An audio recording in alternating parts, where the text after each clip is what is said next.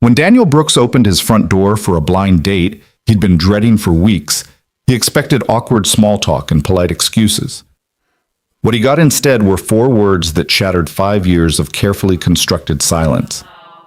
"You saved my daughter's life." The woman standing on his porch, a stranger named Rachel Miller, shouldn't have known his secret. Nobody did. The anonymous decision he'd made in his darkest hour was supposed to stay buried with his grief. But somehow, impossibly, his past had just knocked on his door wearing a summer dress and knowing eyes that saw straight through every wall he'd built. If you're enjoying this story, please hit the like button and comment with your city so I can see how far this tale travels. Now, let's begin where secrets refuse to stay hidden. The Saturday morning sun filtered through the kitchen window of Daniel Brooks's modest 2-story home in suburban Portland, casting warm geometric patterns across the breakfast table where his 8-year-old son Marcus sat demolishing a stack of chocolate chip pancakes.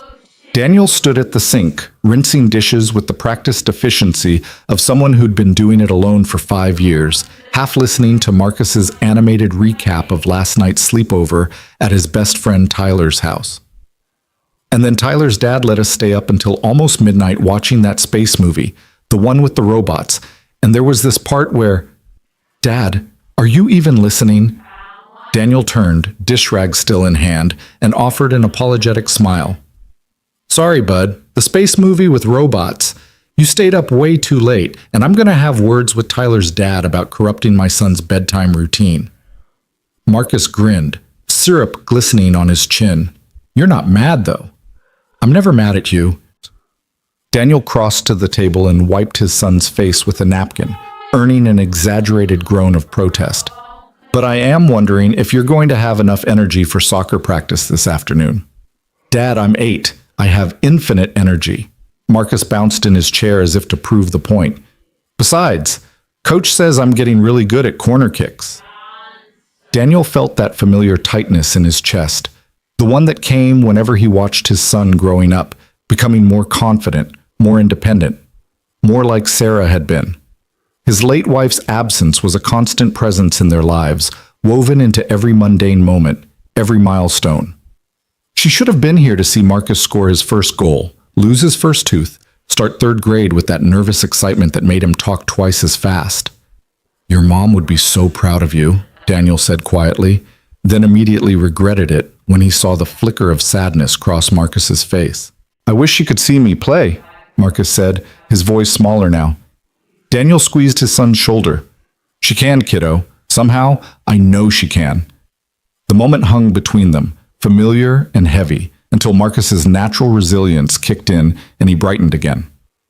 "So are you excited about your date today?" Daniel groaned and returned to the sink. "I'm not calling it a date. Grandma Joan called it a date. She said it was high time you got back out there." Marcus did a remarkably accurate impression of Daniel's mother-in-law's insistent tone. "Grandma Joan needs to mind her own business," Daniel muttered, but without heat. Joan meant well. They all did. His friends, his family, even his colleagues at the architectural firm where he worked.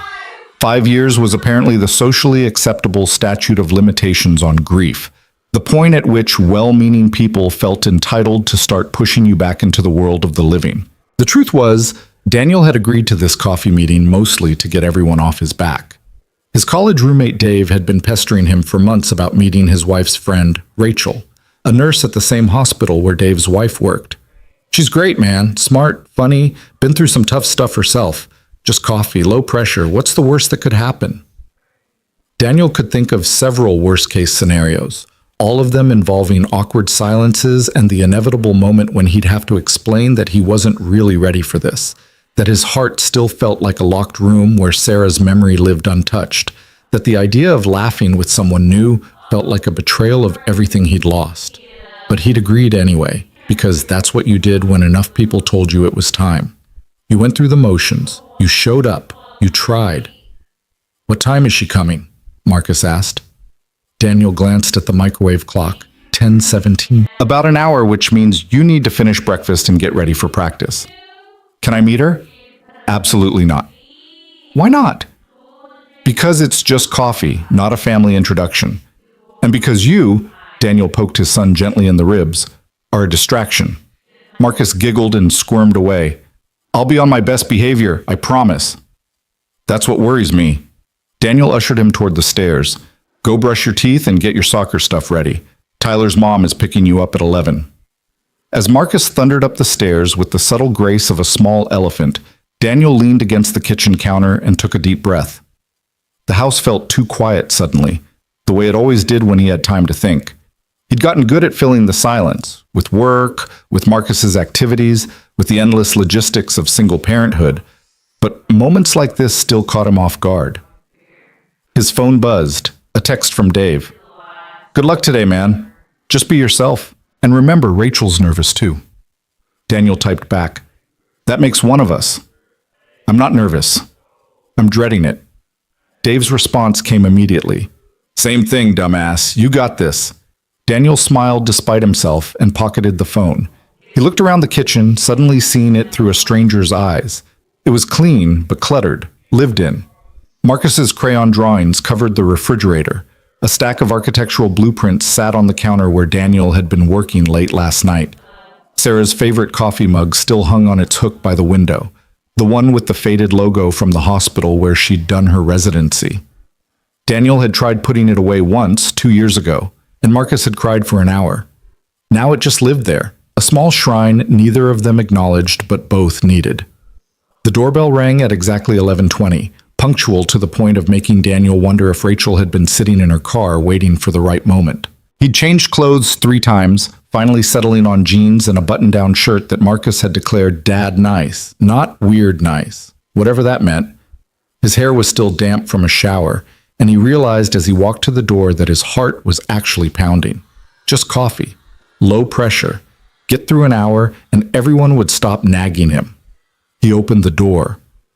The woman standing on his porch was somewhere in her mid-30s, with shoulder-length brown hair pulled back in a simple ponytail and eyes that were an unusual shade of gray-green. She wore a sundress with a light cardigan, and she was smiling, but there was something tentative about it, like she was bracing herself for disappointment. Hi, she said. I'm Rachel. You must be Daniel. That's me. He stepped back. Come on in. I just need to grab my keys and... She was staring at him now, really staring, and her smile had frozen into something that looked almost like shock. The color drained from her face. Daniel stopped mid-sentence. Are you okay? Rachel took a small step forward, her eyes locked on his face with an intensity that made him deeply uncomfortable.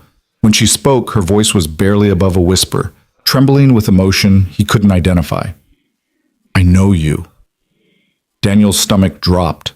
For a wild second, he wondered if they'd met before and he'd somehow forgotten, though he was certain they hadn't.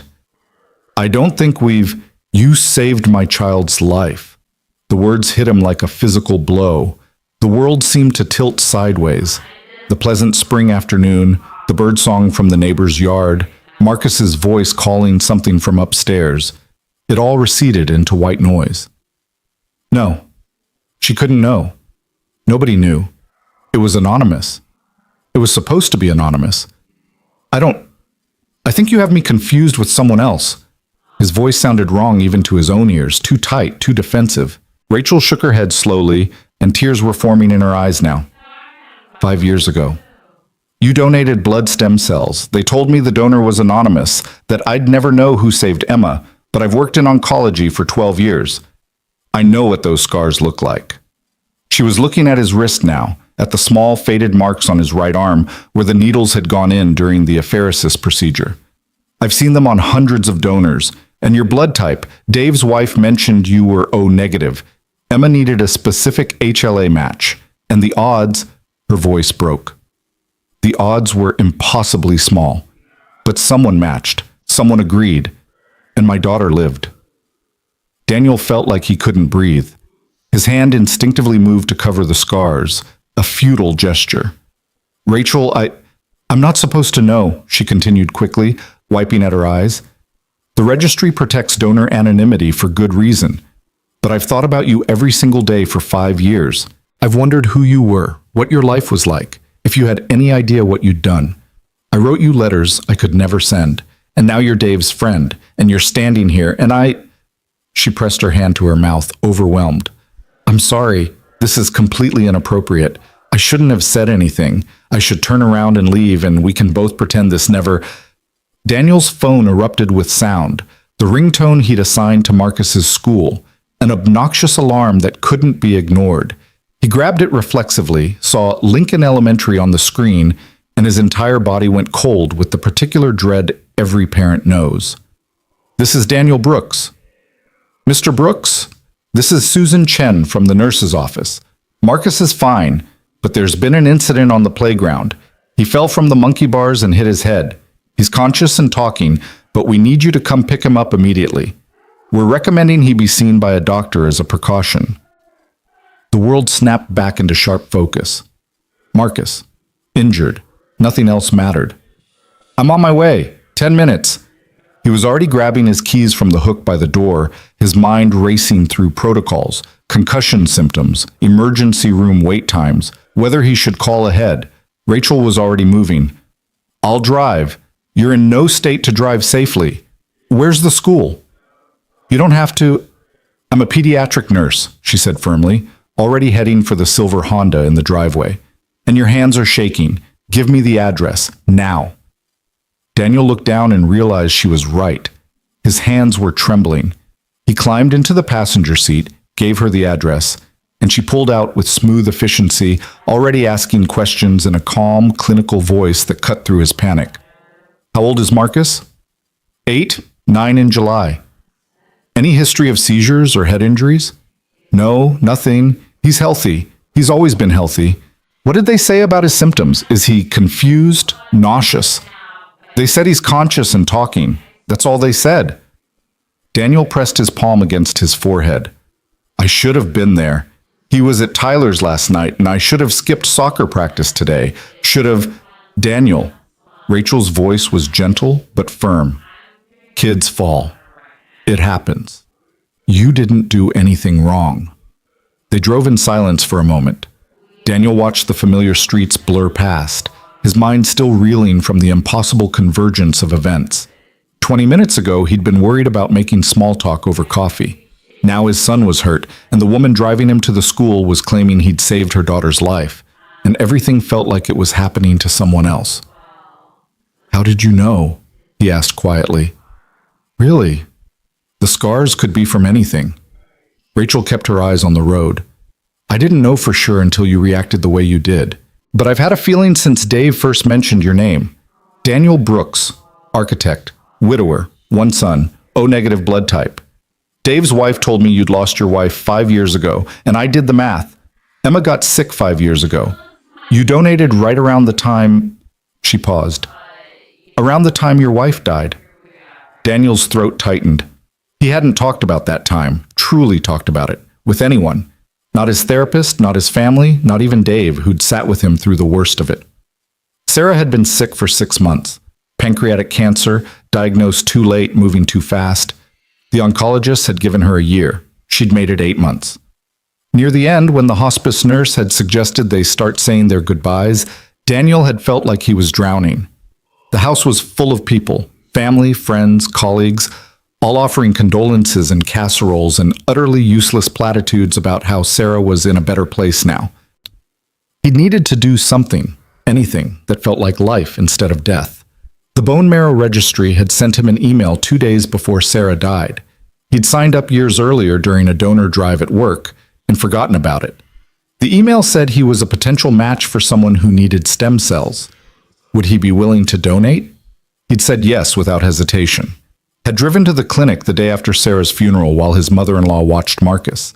Had sat in a chair for 5 hours while his blood cycled through a machine that filtered out stem cells and returned the rest. The nurse had told him he was saving someone's life, probably a child. Had asked if he wanted to write a letter to them. He'd declined. It didn't feel like heroism. It felt like the only thing he could control in a world where cancer took his wife and left him alone with a 3-year-old who kept asking when mommy was coming home. "I wasn't trying to save anyone," Daniel said finally, his voice rough. "I was just trying to feel like the world wasn't entirely pointless." Rachel pulled into the school parking lot and killed the engine. She turned to face him, and her eyes held a depth of understanding that made something crack in his chest. "You did both," she said softly. whether you meant to or not. They walked into Lincoln Elementary together, Rachel slightly ahead, moving with the purposeful efficiency of someone who'd navigated countless hospital corridors. The school nurse, Susan Chen, met them at the office door with Marcus sitting on a chair behind her, holding an ice pack to his forehead and looking more annoyed than hurt. "Dad!" Marcus brightened when he saw Daniel, then noticed Rachel. "Who's that?" "This is Rachel. She's a nurse. How are you feeling, bud?" "Fine. I told Mrs. Chen I'm fine. It's just a bump." Marcus lifted the ice pack to show a small red welt on his forehead. "Tyler dared me to skip 3 bars and I almost made it." Susan Chen gave Daniel an apologetic look. "School policy requires parent pickup for any head injury. He's been alert and responsive the whole time, no signs of concussion, but you'll want to monitor him for the next 24 hours. Rachel was already crouching in front of Marcus, gently tilting his head to examine the injury. "Hey there, Marcus. I'm going to ask you some questions, okay? What's your full name?" "Marcus James Brooks." "Good. What day is it?" "Saturday. Soccer practice day." "Do you remember falling?" "Yeah, I grabbed the bar wrong and my hand slipped. It was stupid." He looked at Daniel. "Am I in trouble?" "No, kiddo, just scared me." Daniel's voice was still shaky. Rachel pulled a small pen light from her purse and checked Marcus's pupils. "Follow the light with your eyes. Don't move your head." She watched carefully, then nodded. "Pupils equal and reactive." "Marcus, does your head hurt?"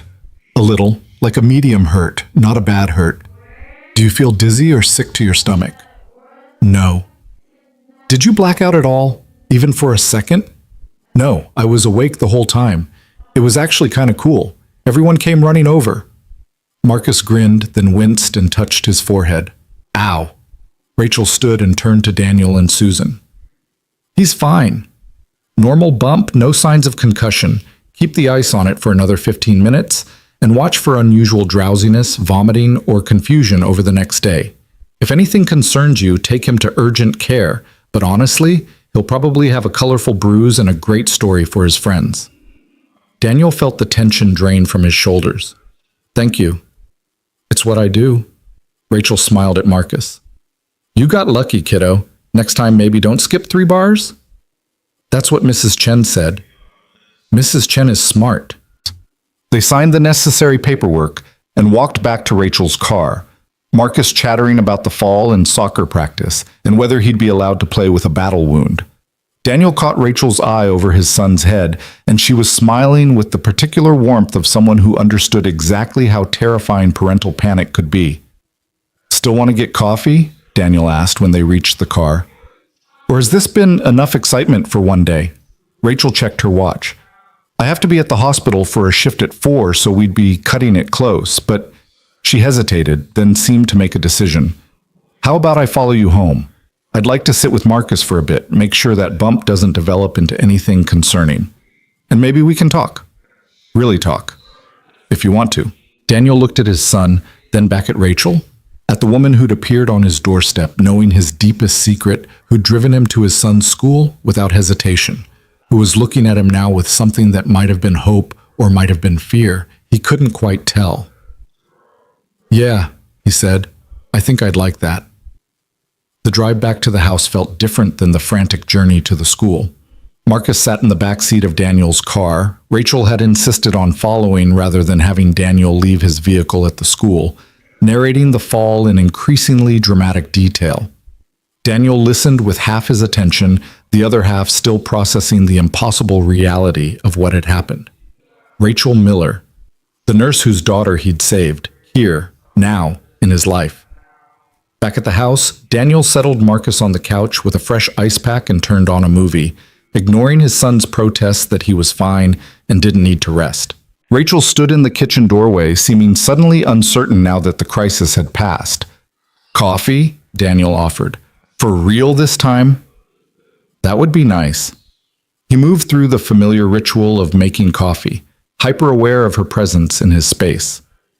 She didn't sit down, instead wandering slowly around the kitchen, taking in the drawings on the fridge, the organized chaos of their lives. "Your son is lovely," she said quietly. "He has your eyes. He has his mother's smile." Daniel poured 2 mugs and handed her one. She died 5 years ago, pancreatic cancer, but I guess you already knew that. Dave's wife mentioned it. I'm so sorry. Everyone's sorry. It doesn't change anything.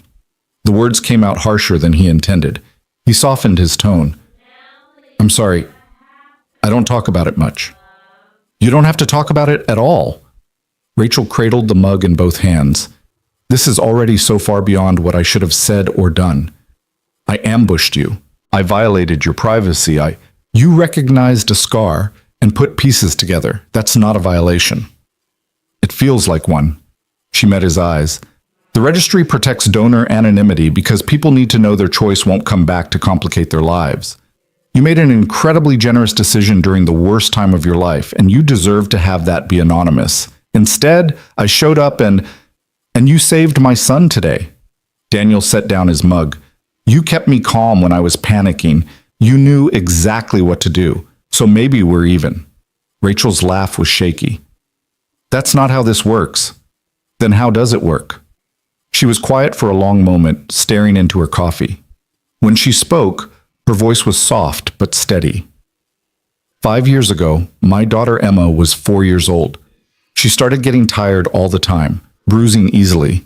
We thought it was just normal kid stuff until her preschool teacher noticed she was pale and called me. I took her to the pediatrician, who sent us immediately to the ER. By that night, we had a diagnosis: acute lymphoblastic leukemia. Daniel felt his chest tighten. He didn't know much about childhood cancers, but he knew enough to understand what that diagnosis meant. The next 2 years were hell, Rachel continued.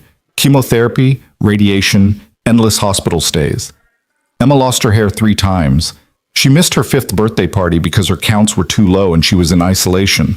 Her father, my ex-husband, couldn't handle it, left us 6 months into treatment, said he couldn't watch his daughter die. Her voice hardened. Except she wasn't dying, she was fighting, and she needed him, and he left. I'm sorry. Don't be. I'm better off without him. Emma's better off without him. Rachel took a sip of coffee.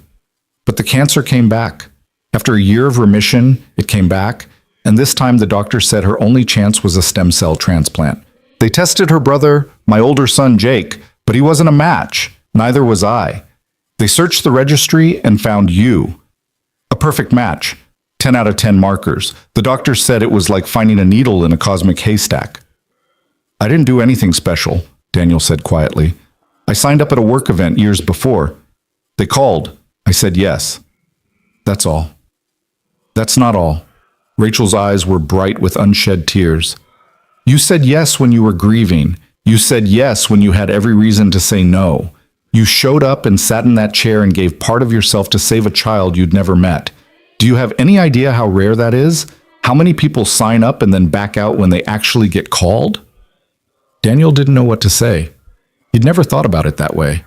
The decision to donate had been instinctive, almost desperate. He'd needed to do something good in a world that felt cruel and random. How is she now? He asked. Emma? Rachel's face transformed, grief shifting to something that looked like wonder. She's 9 years old. She's in 4th grade. She plays soccer and violin, though not very well at either. She wants to be a veterinarian or a chef, changes her mind weekly. She's healthy, strong. She has a life. Rachel's voice broke on the last word. Because of you, she has a life. They stood in silence for a moment, the weight of it settling between them. In the living room, Marcus laughed at something in his movie, the sound bright and uncomplicated. I need you to understand something, Rachel said finally. I didn't come here today planning to say anything. When Dave's wife suggested setting us up, she had no idea about the connection. It was just a coincidence, 2 single parents who might get along. I almost said no because I was worried. What if he was the donor? What if I recognized something? But I thought the odds were impossibly small, and I've been alone for a long time, and She trailed off, then shook her head. And then I saw you, and I knew. I didn't mean to know, but I did. I'm glad you told me, Daniel said, and was surprised to find he meant it. I've never thought about the person who got my donation. The registry gives you the option to exchange anonymous letters after a year, but I never did. It felt too raw. I was still drowning in my own grief, and I couldn't handle more emotion. He paused. But I've wondered sometimes, if it worked, if they survived. She survived. Rachel smiled through tears. She thrived. I'd like to meet her, Daniel said impulsively, then immediately wondered if that was too much, too fast. I mean, if that's appropriate. If you think she'd love that. Rachel's smile widened. She calls you her cell buddy. That's what the transplant coordinator told her, that someone out there shared their cells with her so she could get better. She writes you letters sometimes. Did you know that? Letters she knows she can't send. The registry said donors and recipients can choose to meet after a year if both parties agree, but I never reached out because I didn't want to intrude on your life. And now, she laughed, a sound caught between joy and disbelief. Now you're here, and this is completely surreal. Daniel found himself laughing too, tension breaking into something lighter. I agreed to a blind date and got hit with the emotional equivalent of a freight train. Yeah, surreal covers it. We could still call it a date, Rachel offered tentatively. The world's strangest first date, but technically we're two single parents having coffee in your kitchen. That counts, right? That counts. Daniel felt something unfamiliar stirring in his chest. Not the heavy grief he'd carried for 5 years, but something warmer. Hope, maybe. Or possibility. For the record, this is going better than I expected. What were you expecting? Awkward small talk? Uncomfortable silences? Both of us looking for excuses to leave. To be fair, we had the uncomfortable silence. You just powered through it by having a family emergency. Marcus has great timing, Daniel agreed. They smiled at each other, and for the first time since Sarah died, Daniel felt something shift in the locked room of his heart. Not opening, not yet. But maybe acknowledging that the door existed, that it could be opened, that there might be something beyond grief worth reaching for. Tell me about Emma, he said, and your son. I want to know about your family. Rachel's face lit up in a way that made her beautiful. Jake is 14 and thinks he's too cool for everything, but he'd take a bullet for his little sister. He practically lived at the hospital during her treatment. Emma is 9 going on 90, wise beyond her years because she's seen too much too young, but she still believes in magic and fairy tales. She draws constantly, usually pictures of rainbows and unicorns and families that are always smiling. Families plural? She draws different versions. Sometimes it's me and her and Jake. Sometimes she adds her dad back in, even though he's been gone for years. Sometimes, Rachel hesitated. Sometimes she draws a mystery person, someone she says is her angel. I think she means you, her cell buddy. Daniel felt his throat tighten. I'm no angel. You don't get to decide that. She does. Rachel checked her watch and sighed. I need to start heading to the hospital soon. My shift starts at 4 and I can't be late. But I don't want to leave. She searched for words. This is the strangest, most wonderful coffee date I've ever had, and we've barely talked about anything normal people talk about on dates. What do normal people talk about? Jobs? Hobbies? Favorite movies? Rachel laughed. Not childhood cancer and grief and stem cell transplants. Overrated topics anyway. Daniel walked her toward the door, then paused. Can I ask you something? Anything. When you realized who I was, when you saw me standing there, were you scared? Angry? Did you wish you hadn't come? Rachel considered the question carefully. I was shocked, overwhelmed, grateful beyond words, but scared or angry? No. If anything, I felt... She paused, looking for the right word. Complete. Like a mystery I'd been living with for 5 years suddenly had an answer. Like the universe had connected dots I didn't even know existed. Daniel nodded slowly. I felt something similar. Not quite that. I'm still processing. But when you said those words, when you said I'd saved your daughter, he took a breath. For 5 years, I've felt like I was just going through the motions. Taking care of Marcus, doing my job, existing, but not really living. And hearing that something I did mattered, that it changed someone's entire world. It's the first time in a long time that I felt like my life has purpose beyond just surviving. Rachel reached out and squeezed his hand, the gesture brief but warm. Your life has always had purpose, Daniel, but I'm glad I could remind you of that. She said goodbye to Marcus, who barely looked up from his movie, then walked to her car. Daniel stood in the doorway watching her go, feeling like the world had tilted on its axis, and he was still finding his balance. His phone buzzed, a text from Rachel.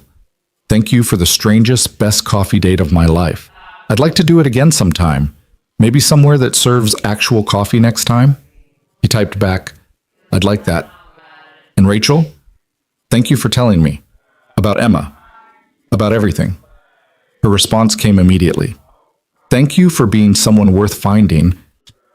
Daniel pocketed his phone and went to check on Marcus, who had fallen asleep on the couch despite his earlier insistence that he was fine. Daniel adjusted the ice pack, turned off the TV, and sat in the armchair across from his son, just watching him breathe. 5 years ago, in the depths of his grief, he'd made a decision that felt small and necessary, a way to create some light in overwhelming darkness. He'd given part of himself to a stranger, asking nothing in return, expecting nothing in return. And now that decision had circled back to him in the form of a woman with gray-green eyes and a daughter who drew angels and called him her cell buddy. The universe, it seemed, had a strange sense of timing. Daniel picked up his phone and opened his photo gallery, scrolling back 5 years to the pictures from that time. There were only a few. He'd barely been able to function, let alone document anything. But there was one from the donation day, taken by the nurse who'd managed his apheresis. Daniel sitting in the clinic chair, pale and exhausted, with thin tubes connecting his arms to the humming machine. He'd deleted it a dozen times and kept restoring it, unable to fully let go of that moment.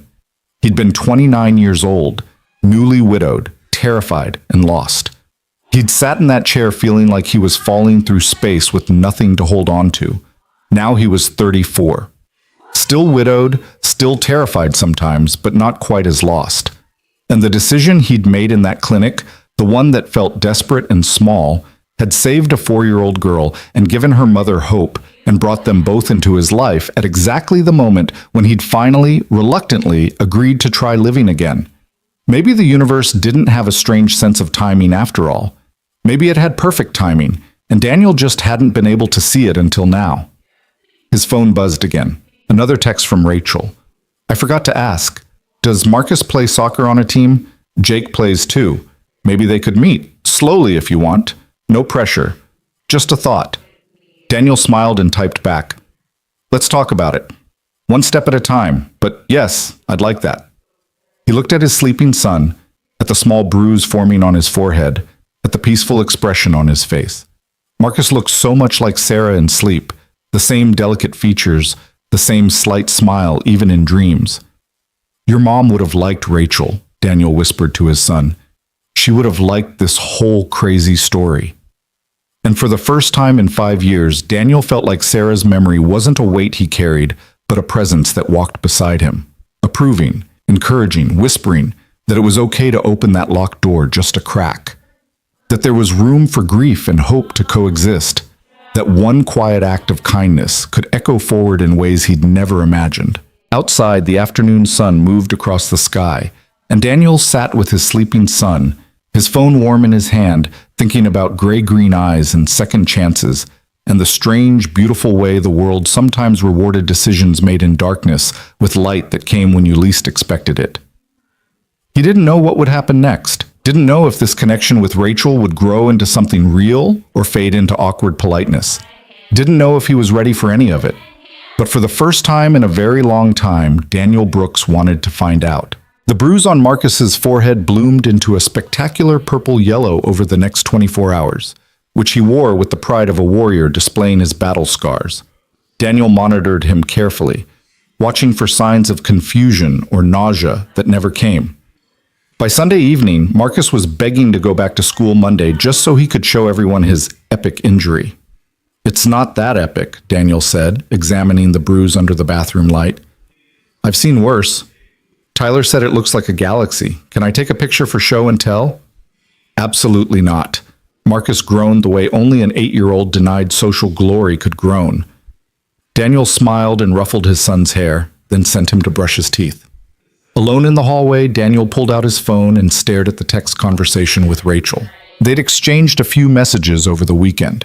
Nothing heavy, just small updates about Marcus's recovery and Emma's excitement about maybe meeting her cell buddy someday.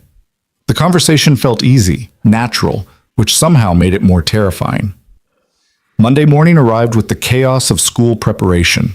Marcus couldn't find his math homework, insisted his lucky soccer shirt was the only one he could possibly wear, even though it was in the laundry, and spent 10 minutes arguing that the bruise definitely made him look cool enough to bend the dress code rules. Daniel navigated it all with practiced efficiency, got his son fed and dressed, and out the door with 30 seconds to spare before the bus arrived. The house felt impossibly quiet after Marcus left. Daniel made himself coffee and sat at the kitchen table with his laptop, intending to review the blueprints for the community center project his firm was designing. Instead, he found himself staring at the space where Rachel had stood 3 days ago, holding her coffee mug and telling him about Emma's drawings of angels. His phone buzzed. Rachel's name appeared on the screen with a message that made his heart skip. "I know this is probably too soon and completely inappropriate, but Emma has been asking about you non-stop since I told her I met someone who might be her cell buddy. She wants to meet you. No pressure. I can tell her we need to wait, that it's too fast, but I promised I'd ask." Daniel read the message 3 times.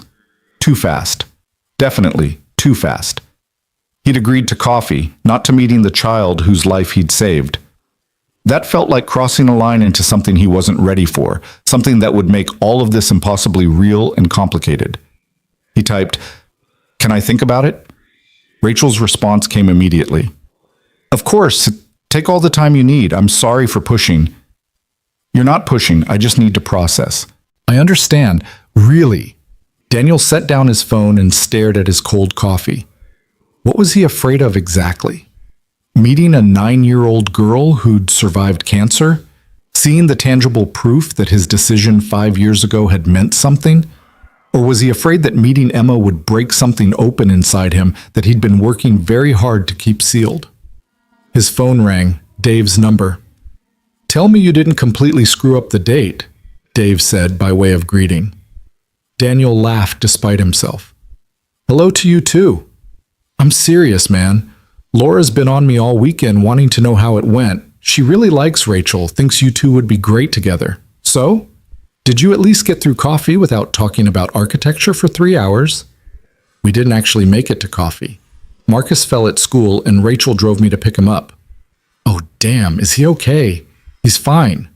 Bumped his head, earned bragging rights, but Rachel stayed and helped. She's a pediatric nurse, so she knew exactly what to do. Daniel paused, weighing how much to say.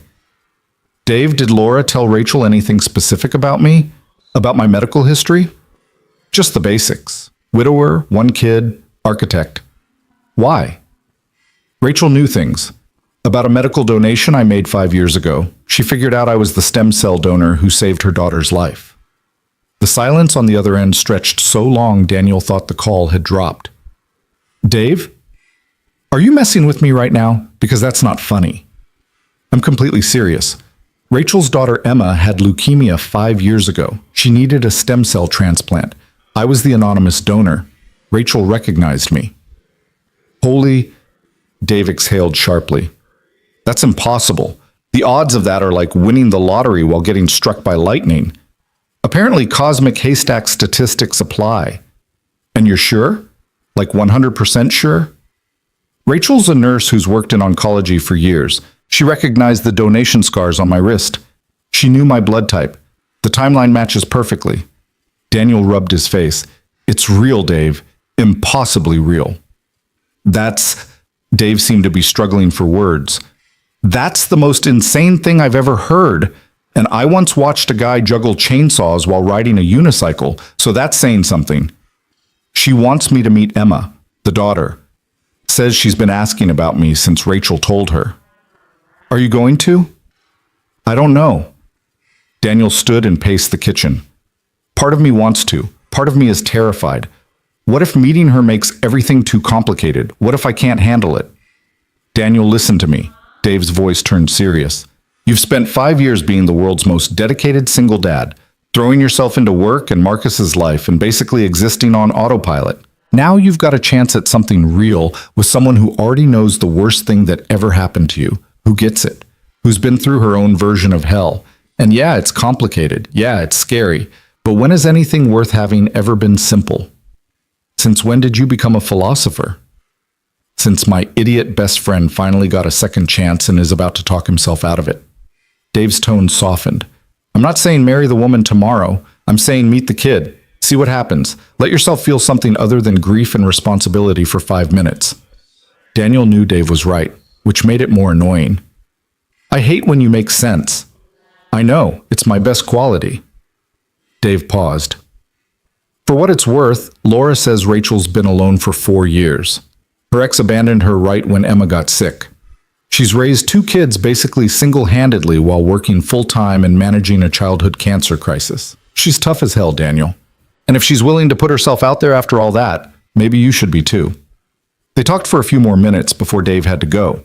Daniel sat with the silence again, his friend's words echoing in his head. Finally, he picked up his phone and typed, I'd like to meet Emma. When works for you? Rachel's response came fast enough that she must have been staring at her phone. Really? You're sure? I'm terrified, but yes. How about Wednesday after school? We could meet at the park near the hospital. Emma loves the playground there, and it's neutral territory. Casual. Jake will be at basketball practice, so it would just be me and her. Daniel's finger hovered over the keyboard. Wednesday was 2 days away. Not enough time to prepare emotionally, but probably more than enough time to talk himself out of it entirely if he waited longer. Wednesday works. What time? 4 o'clock? I get off shift at 3 and can pick her up from school. 4 o'clock at Memorial Park, I'll be there. Thank you, Daniel. This means everything to her, to both of us. He set down his phone and noticed his hands were shaking again, the same way they'd shaken when the school called about Marcus.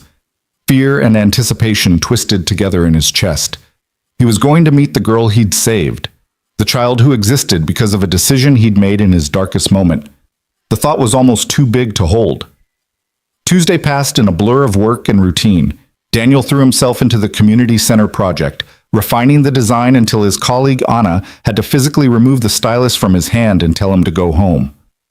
Marcus had soccer practice that afternoon, and Daniel stood on the sidelines with the other parents, only half watching the drills while his mind spun through scenarios for tomorrow's meeting. What did you say to a 9-year-old who owed you her life? How did you explain that you were just a broken person trying to do one good thing? And what if Emma was disappointed? What if the reality of him couldn't match up to whatever story she'd built in her head about her cell buddy? Mr. Brooks? A voice pulled him from his thoughts. Tyler's mom, Jennifer, was looking at him with concern. You okay? You've been staring at the same spot for 10 minutes. Sorry, long day. I heard about Marcus's fall. That bruise is impressive. He's very proud of it, Jennifer laughed. Boys and their battle scars. Tyler was jealous he didn't have a matching one. She paused, studying Daniel's face. You sure you're okay? You seem distracted. Daniel considered deflecting, then decided he was tired of carrying everything alone. I'm meeting someone important tomorrow, someone I helped a long time ago, and I'm nervous about it. Someone you helped? Like a former client? Something like that. He managed a smile. I'm probably overthinking it. You're definitely overthinking it, Jennifer said kindly. But that's what parents do. We overthink everything, goes with the territory. That night, Daniel lay awake long after putting Marcus to bed, staring at the ceiling and remembering. The donation day came back in fragments. The clinical smell of the facility, the hum of the apheresis machine, the nurse who'd told him he was saving a life. He'd felt numb then, going through the motions because it was something to do besides drown in grief. Sarah had been dead for 3 days. The funeral flowers were still wilting in his living room. His mother-in-law was staying to help with Marcus, and the house felt full of people but utterly empty of the only person who mattered. Sitting in that chair with needles in his arms, Daniel had thought, at least someone's family won't be destroyed today. At least someone will get to keep living. It had felt like the smallest possible compensation for the massive injustice of Sarah's death. A stranger's child would survive because his wife couldn't. Now that stranger had a name. Emma. A 9-year-old who drew pictures and played soccer badly and wanted to meet her cell buddy. Wednesday arrived with crystalline clarity, the kind of spring day that made everything feel possible. Daniel took Marcus to school, went through the motions at work, and left at 3:30. The park was a 15-minute drive from his office, enough time for his anxiety to ratchet up to near panic levels. He arrived early and sat in his car, watching families on the playground. Kids shrieked and ran, parents pushed swings, life happened with careless ease.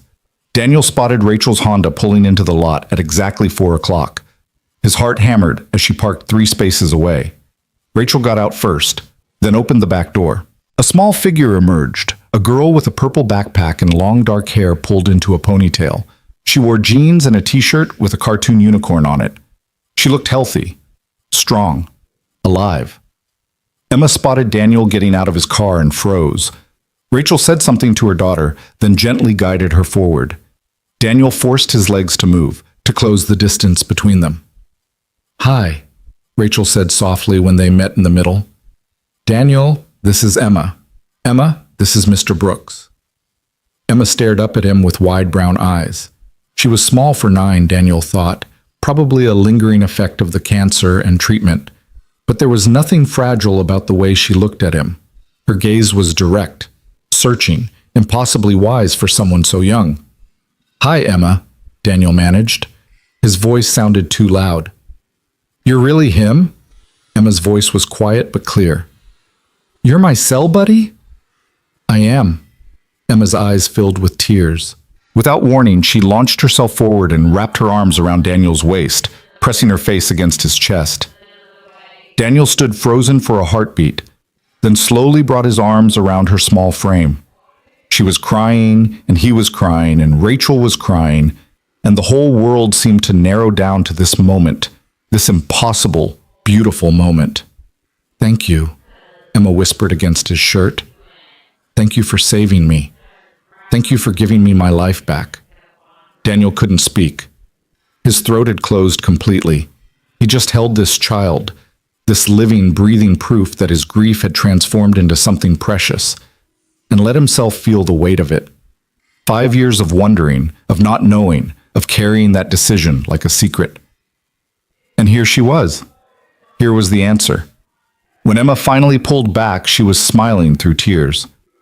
"Mom said you didn't want anything for helping me, but I made you something anyway, just in case I ever met you." She dug into her backpack and pulled out a folded piece of paper, worn at the edges like it had been opened and refolded many times. Daniel unfolded it carefully. It was a drawing, crayon and marker, the kind of art only children create with complete unselfconscious joy. It showed 2 figures holding hands under a rainbow. One was small with long hair, clearly Emma. The other was taller, with a smile and something that might have been wings. "That's you," Emma explained, pointing to the taller figure. "That's my angel. I drew this when I was in the hospital, when I was really sick. Mom told me someone out there was sharing their cells with me so I could get better, and I imagined what you looked like. I got some parts wrong. You're not as tall as I thought, and you don't actually have wings, but I got the important part right." "What part is that?" Daniel's voice cracked. "The smile. You look like someone who smiles even when they're sad. That's what angels do."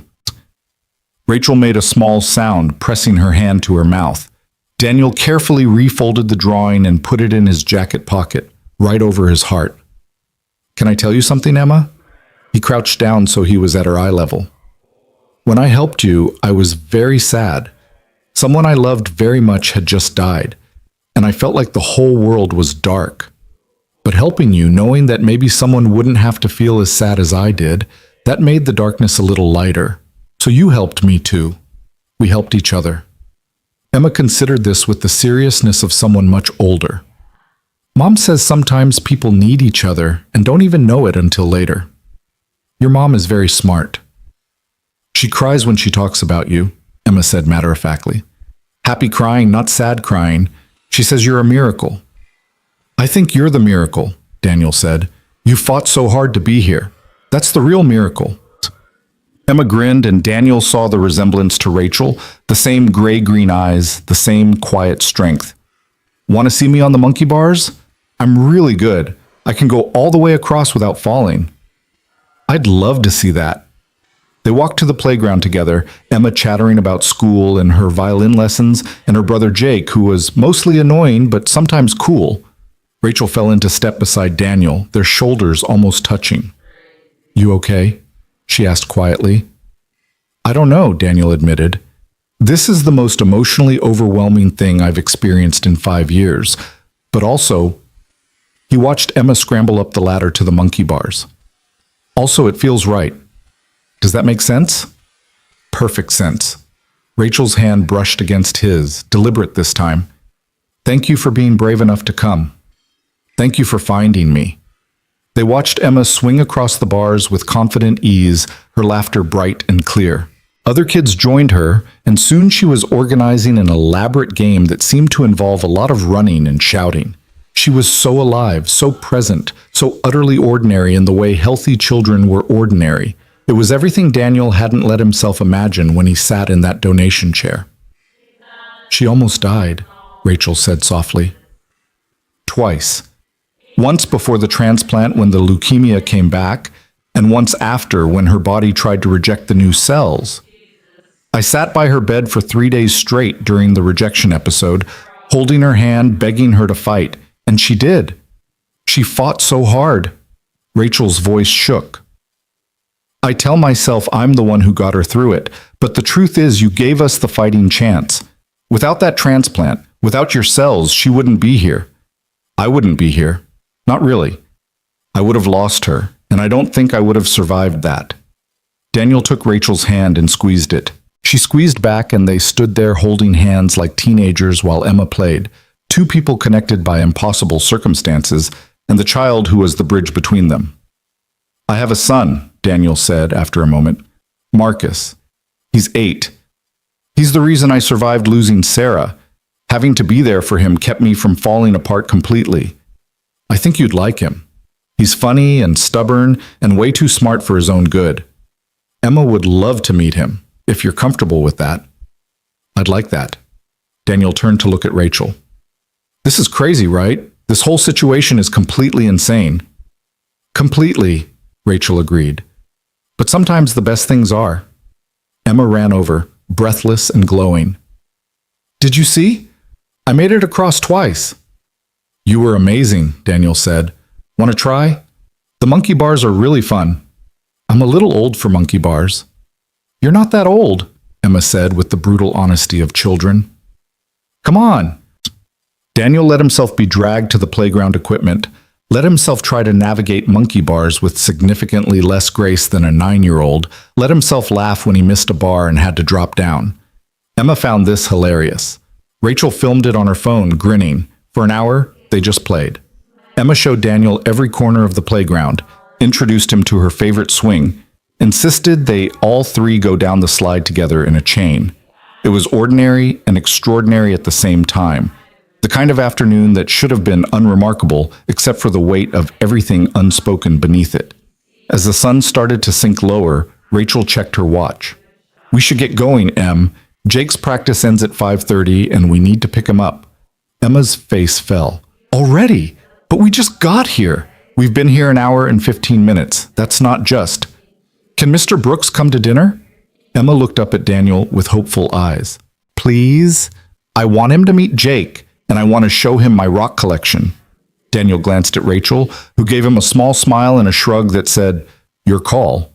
He thought about his empty house, the frozen dinner he'd planned to heat up, the evening of pretending to watch TV while actually just existing. "I'd like that," he said, "if it's really okay." "It's more than okay," Rachel said. "Fair warning, though, Jake is 14 and currently in the phase where he pretends nothing impresses him. Don't take it personally."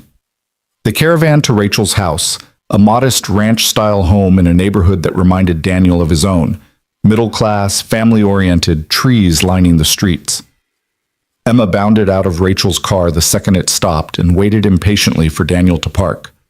Come on, I want to show you everything." Inside, the house had the comfortable chaos of a family actively living in it. School papers covered the refrigerator, shoes piled by the door, a stack of library books teetered on the coffee table. Emma grabbed Daniel's hand and dragged him on a tour, showing him her room with its collection of stuffed animals and rocks and drawings, the kitchen where she helped Mom make cookies sometimes, the backyard where they'd planted tomatoes that were growing really good. Rachel started pulling ingredients from the refrigerator. I'm making spaghetti. Hope that's okay. It's one of the few things I can cook that everyone actually eats. Spaghetti's perfect. Daniel felt awkward standing in her kitchen, unsure of his role here. Guest? Friend? Something else? You can help if you want. Or Emma will talk your ear off. Your choice. Daniel chose helping. They fell into an easy rhythm, Rachel cooking while Daniel chopped vegetables for salad, Emma chattering nonstop about everything and nothing. It felt domestic in a way that was both comfortable and terrifying. When was the last time Daniel had cooked with someone? Shared a kitchen? Years. Literally years. The front door banged open at 5:40. Mom, I'm home! A tall teenager appeared in the kitchen doorway, stopped short when he saw Daniel. Who's this? Jake, this is Mr. Brooks. Rachel hesitated, and Daniel could see her calculating how much to explain. He's a friend. Daniel, this is my son, Jake. Jake had his mother's coloring but his father's height, already close to 6 feet and probably not done growing. He looked at Daniel with unconcealed suspicion, the way teenage boys looked at any man in their mother's house. Nice to meet you. Daniel offered his hand. Jake shook it with a grip that was probably meant to be intimidating. You mom's boyfriend or something? Jake! Rachel's voice was sharp. What? I'm just asking. He's Emma's cell buddy, Emma announced proudly. The one who saved my life. Jake's expression transformed instantly, suspicion melting into something like awe. Wait, seriously? You're the donor? That's me, Daniel said. That's... Jake seemed to be struggling for words. That's actually pretty cool. I mean, not cool that you're here, that's weird, but cool that you did that. For Emma. For us. Jake's been terrible at saying thank you since he turned 14, Rachel said dryly. I said it was cool. That's basically thank you. Emma giggled. Jake, show him your room. You have all those basketball posters. He doesn't want to see my room, Squirt. Actually, I'd like to, Daniel said. I played basketball in high school, point guard. Jake's eyebrows rose. Yeah? Any good? Define good. Did you start? Junior and senior year.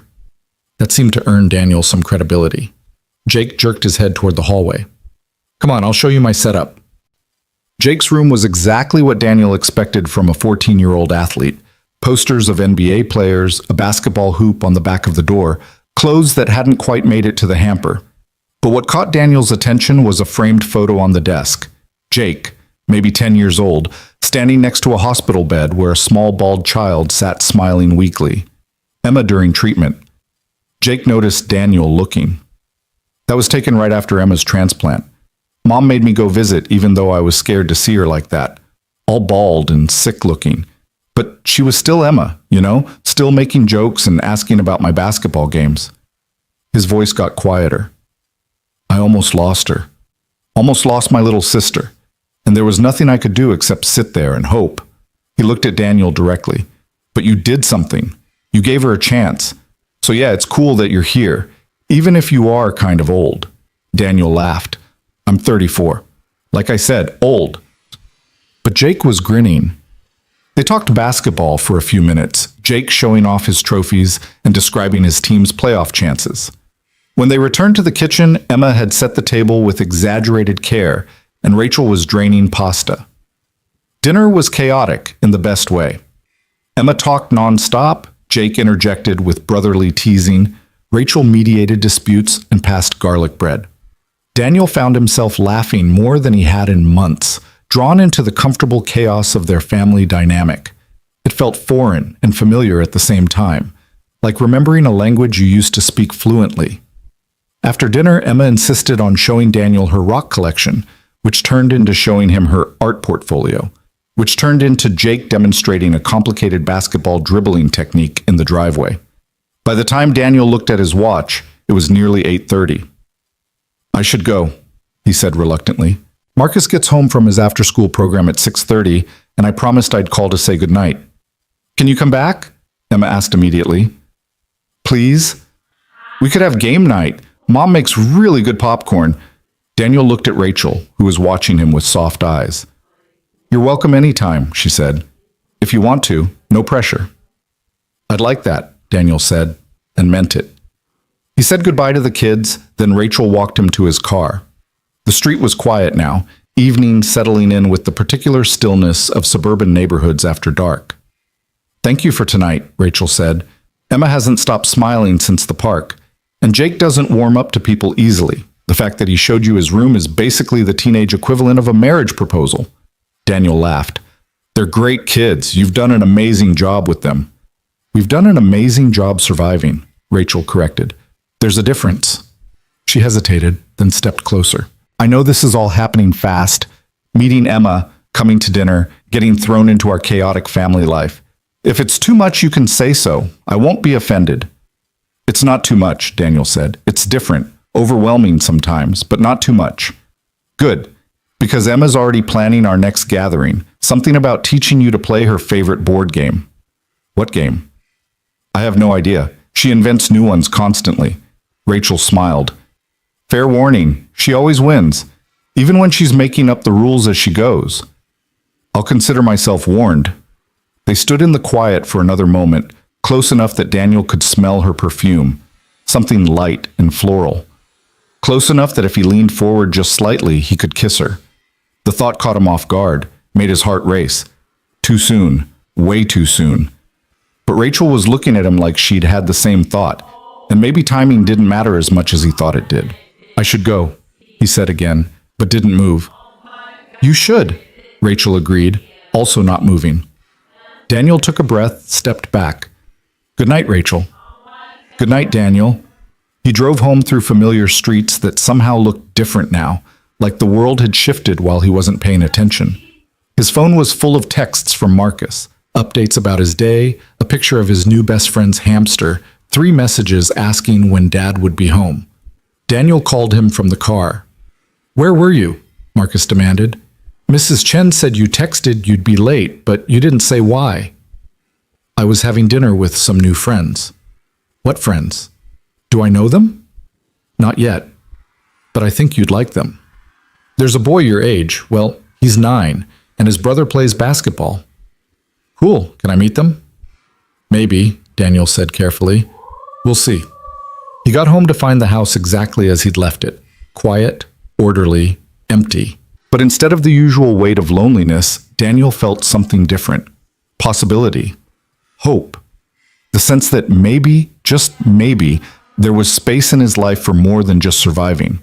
He pulled Emma's drawing from his pocket and smoothed it carefully on the kitchen table. 2 figures under a rainbow, holding hands. An angel with a smile who wasn't quite as tall as she'd imagined, but got the important parts right. Daniel picked up his phone and texted Rachel. "Thank you for tonight. For Emma. For everything." Her response came quickly. "Thank you for being exactly who you are." Daniel looked at the drawing again, at the rainbow and the smiling figure and the little girl who'd imagined him into existence before she ever knew his name. Then he carefully placed it on the refrigerator, right next to Marcus's artwork, and let himself believe that maybe happiness wasn't something that happened once and never again. Maybe it was something you could find in the spaces between grief, in the unexpected connections, in the knowledge that one quiet decision made in darkness could bloom into light you never saw coming. Maybe second chances were real after all. The following Saturday morning found Daniel standing in his kitchen, staring at 2 soccer jerseys laid out on the counter like evidence in a trial where he was both defendant and judge. Marcus sat at the breakfast table, watching with the amused patience of a child who knew his father was overthinking something simple. "Dad, it's just a soccer game. Pick one." "The blue one makes me look like I'm trying too hard. The gray one makes me look like I don't care at all." Marcus rolled his eyes with theatrical precision. "You're meeting Emma and her family at the park, not the president. Wear the gray one. It matches your normal vibe." "I have a normal vibe?" "Yeah, Dad vibe. Relaxed but responsible." Marcus grinned. "Also, you said Emma plays soccer too, right? So wear the one that says, 'I understand sports' without being weird about it." Daniel grabbed the gray jersey and pulled it on, wondering when his 8-year-old had become the voice of reason in their household. The plan was simple. Marcus's team had a game at 11, and Rachel had mentioned that Emma's team played at the same complex at 1. They'd arranged to meet for lunch in between, a casual overlap of their separate lives that felt both natural and terrifying. Are you nervous? Marcus asked as they loaded his soccer gear into the car. Why would I be nervous? Because you've checked your phone like 50 times, and you keep doing that thing where you tap your fingers on stuff when you're thinking too hard. Daniel stopped mid-tap on the steering wheel. When did you get so observant? I'm always observant. You're just usually better at hiding when you're worried. Marcus buckled his seatbelt and looked at his father with unexpected seriousness. Is this about the lady and her kids, the ones you had dinner with? Daniel started the car, buying himself a moment to figure out how to explain this. Her name is Rachel. Her daughter Emma is 9 and her son Jake is 14. And yes, I'm a little nervous about you meeting them. Because you like the mom? The directness of the question caught Daniel off guard. It's complicated, bud. That's what grown-ups always say when the answer is yes, but they don't want to admit it. Marcus twisted in his seat to look at him. It's okay if you like her, Dad. I know you miss Mom. I miss her too. But Mom would want you to be happy, right? That's what Grandma Joan always says. Daniel's throat tightened. Your Grandma Joan says a lot of things. But she's right about this one. Marcus faced forward again, his voice matter-of-fact. I just want to know if Emma's cool. Because if you're going to date her mom, I'll probably see her a lot, and it would be better if she's not annoying. I'm not dating her mom, Daniel protested, though the words felt less certain than they should have. We're just friends. Sure, Dad, friends who make you nervous and check your phone 50 times.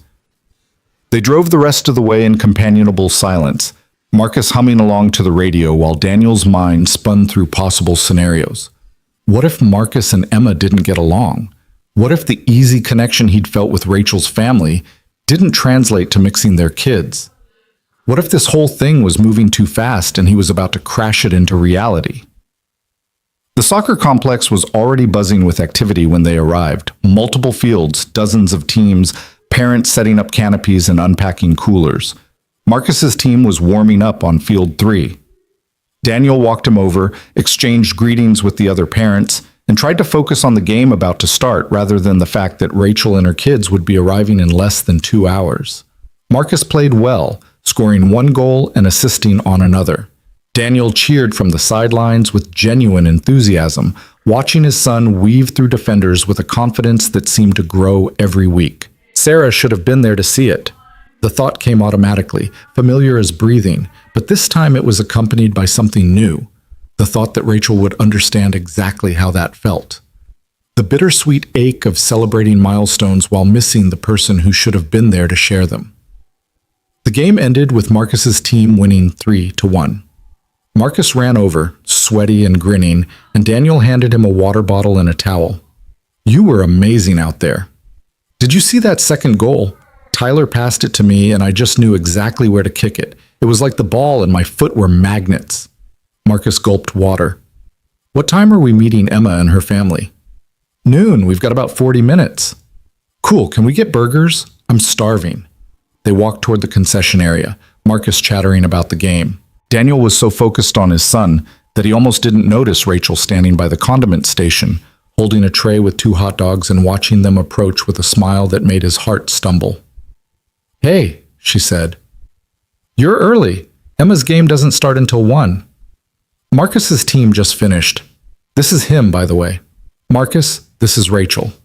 Marcus studied Rachel with the unfiltered assessment only children could pull off. You're the nurse who helped my dad when I fell, right? That's me. How's your head? Totally fine. I have a cool scar now, though. Want to see? He pushed his hair back to reveal a small line on his forehead. Battle scars are important, Rachel said seriously. They tell your story. Marcus beamed. That's what I said. Dad thinks I'm being dramatic. Dads often don't understand the significance of battle scars. Rachel's eyes met Daniel's over Marcus's head, warm with amusement. Emma appeared then, running up with a soccer ball under her arm and cleats already on. She skidded to a stop when she saw Marcus, suddenly shy in a way she hadn't been at the park. Hi, she said quietly. Hi, Marcus replied with equal awkwardness. The 2 kids stared at each other for a long moment, and Daniel felt the entire trajectory of his future hanging on whether they could figure out how to connect. Then Emma noticed the logo on Marcus's soccer jersey. You play for the Wildcats? My friend Sophia plays for your team. She talks about this kid named Marcus who's really good at corner kicks. Marcus's face lit up. That's me! Sophia's the one with the really powerful kicks, right? She scored twice last week. She told me. She said you two are like the unstoppable duo. Emma's shyness evaporated. I play defense mostly. I'm not super good at scoring, but I'm really good at stealing the ball. Defense is important. My dad says games are won by good defense, not just good offense. My mom says the same thing. And just like that, they were talking over each other about soccer strategies and favorite players and whether turf or grass fields were better. Daniel exchanged a glance with Rachel, who looked as relieved as he felt. That could have gone worse, she murmured. I was preparing for awkward silence. Me too. Emma's been nervous all morning. She really wanted Marcus to like her. Why? Rachel gave him a look that suggested the answer should be obvious. Because you're important to me, which means Marcus is important, and Emma's smart enough to understand that. The simple honesty of it made Daniel's chest feel tight. For what it's worth, I was nervous too, about all of this. Past tense, you're not nervous now? Terrified, actually, but in a different way. They got food, burgers for the boys, salads for the adults, fries to share, and found a picnic table in the shade. Jake appeared from wherever he'd been warming up with his club team, took one look at the situation, and raised his eyebrows at his mother. So this is happening, huh? Don't be rude, Rachel said mildly. I'm not being rude, I'm being observant. Jake dropped onto the bench next to Marcus. You're Marcus? I'm Jake. Your dad saved my sister's life. Marcus's eyes went wide. Wait, what? Daniel realized with a sinking feeling that he hadn't actually explained any of this to his son yet. Remember how I told you I donated blood cells a few years ago? Emma was the person who received them. She had leukemia. Marcus looked at Emma with new eyes. You had cancer? Emma nodded. When I was 4. But I got better because your dad helped me. Marcus struggled for words. That's really cool. I mean, not cool that you were sick. Cool that my dad helped. He never told me about that. I didn't want to make a big deal about it, Daniel said quietly. Are you kidding? That's the coolest thing ever. My dad saved someone's life. Marcus turned to Emma. So, you wouldn't be here if he hadn't done that. Probably not, Emma said with the pragmatic acceptance of a child who'd spent too much time thinking about mortality. The doctor said I needed new cells or I would die. Your dad gave me his cells. Now I'm alive. Marcus processed this, his young face serious. Then he looked at his father with something Daniel couldn't quite identify. Pride, maybe, mixed with a new understanding of the man Daniel had been in those dark days after Sarah died. You never tell me about the important stuff, Marcus said finally. I'm working on that, Daniel admitted. They ate lunch while Emma and Marcus traded soccer stories, and Jake offered periodic commentary that was roughly 70% sarcasm and 30% genuine interest. Daniel watched his son laugh at Emma's description of accidentally kicking the ball into her own goal, saw how naturally they fell into the easy rhythm of kids who'd found common ground, and felt something settle in his chest that had been anxious and tight for weeks. When Emma's game time approached, they all walked over to Field 5 together. Emma's team was called the Lightning, and they were playing a team from a neighboring town. Marcus insisted on sitting right at the front of the bleachers so he could see everything, and Daniel found himself sandwiched between his son and Rachel while Jake sprawled behind them, half watching the field and half texting someone. Emma's number 7, Rachel said as the teams took their positions. Defense, like she said. Watch how she reads the play. She's actually got really good instincts. The game started, and Rachel transformed. The calm, composed nurse Daniel had come to know became an animated soccer mom, shouting encouragement and strategic advice. Daniel found it endearing and slightly terrifying. Good position, Em. Stay with her. Watch the cross. Rachel was on her feet. That's it. Nice clear. Marcus giggled. Your mom is really into this. She gets competitive, Jake said from behind them. Last season, she got into an argument with a ref and almost got kicked out. I did not almost get kicked out, Rachel said without taking her eyes off the field. I I was simply advocating for fair play. You called him blind as a bat. He was. Daniel laughed and Rachel shot him a mock glare. Don't encourage him. I have a reputation to maintain. Of being calm and professional? Of being right. There's a difference. They watched the game unfold, Emma proving to be exactly as good at defense as she'd claimed. She wasn't the flashiest player, but she was smart, anticipating passes, positioning herself perfectly, breaking up plays before they could develop. In the second half, she stole the ball from an opposing forward and passed it up the field, starting the sequence that led to her team's only goal. Rachel was out of her seat cheering. Marcus joined her, having decided Emma was now his friend and therefore worth supporting enthusiastically. Jake even put down his phone to offer a genuine, "Nice play, Squirt," when Emma jogged past. The game ended in a 1-1 tie, which Emma's coach declared a moral victory against a team that had been undefeated all season. Emma ran over to them, grass-stained and glowing. "Did you see my assist?" she asked breathlessly. "It was perfect," Marcus said. "The way you stole it and immediately passed, that was smart. Most people try to run with it and lose it. My coach says the best play is passing to someone in a better position." "Your coach is right." They walked back to the parking lot together, the kids leading the way and chattering about soccer while Jake trailed behind them like a teenage shepherd. Daniel fell into step beside Rachel, close enough that their shoulders brushed occasionally. "So," Rachel said. "That went well. Better than well. They actually like each other." "Was there ever any doubt?" "Absolutely. I've been catastrophizing all week about worst-case scenarios." Rachel laughed. "Me too. I had this nightmare that Emma would say something wildly inappropriate and Marcus would cry and you'd never speak to us again." "What wildly inappropriate thing would Emma say?" "I don't know. That's what made it a nightmare. The specifics were vague, but the horror was real." They reached their cars, and Daniel felt the afternoon drawing to a close, with the inevitable momentum of good things ending. Emma and Marcus were making plans to practice together. Jake was checking the time with the impatience of a teenager who had somewhere else to be, and Rachel was giving Daniel a look that suggested she didn't want this to end either. "We should do this again," she said. "If you want, maybe not just soccer, maybe something all of us could do together." "Like what?" "I don't know, bowling, mini golf, something terrible where we're all equally bad at it." "I'm excellent at mini golf," Daniel protested. "Then we're definitely doing it. I need to see this supposed excellence." Rachel smiled. "How about next Saturday? If you're free?" Daniel thought about his calendar, which was usually just variations on work and Marcus's activities.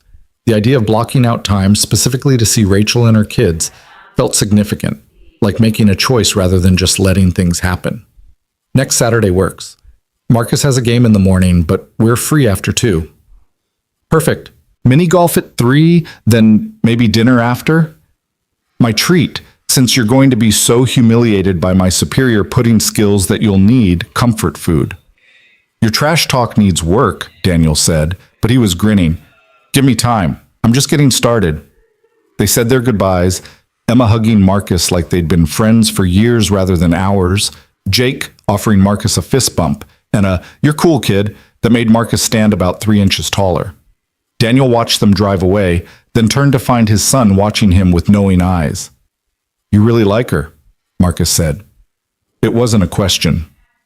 "Yeah," Daniel admitted. "I really do." "Good. Emma's awesome, and Jake's cool in that teenage way where he pretends nothing matters but actually pays attention to everything. I like them." "Me too, bud." They drove home, Marcus talking a mile a minute about Emma's defensive strategies and whether they should practice together before the next game. Daniel listened with half his attention, the other half replaying the afternoon. Rachel's laugh, the easy way the kids had connected, the sense that something was building here that felt both fragile and strong. That night, after Marcus was in bed, Daniel sat at the kitchen table with a beer and his phone, staring at Rachel's contact information. They'd been texting sporadically since meeting, but nothing serious, just logistics and casual check-ins. He wanted to say something more, something that acknowledged what was happening between them, but every message he drafted felt either too casual or too intense. Finally, he just typed, "Thank you for today, for sharing your family with us. Marcus hasn't stopped talking about Emma. Rachel's response came quickly.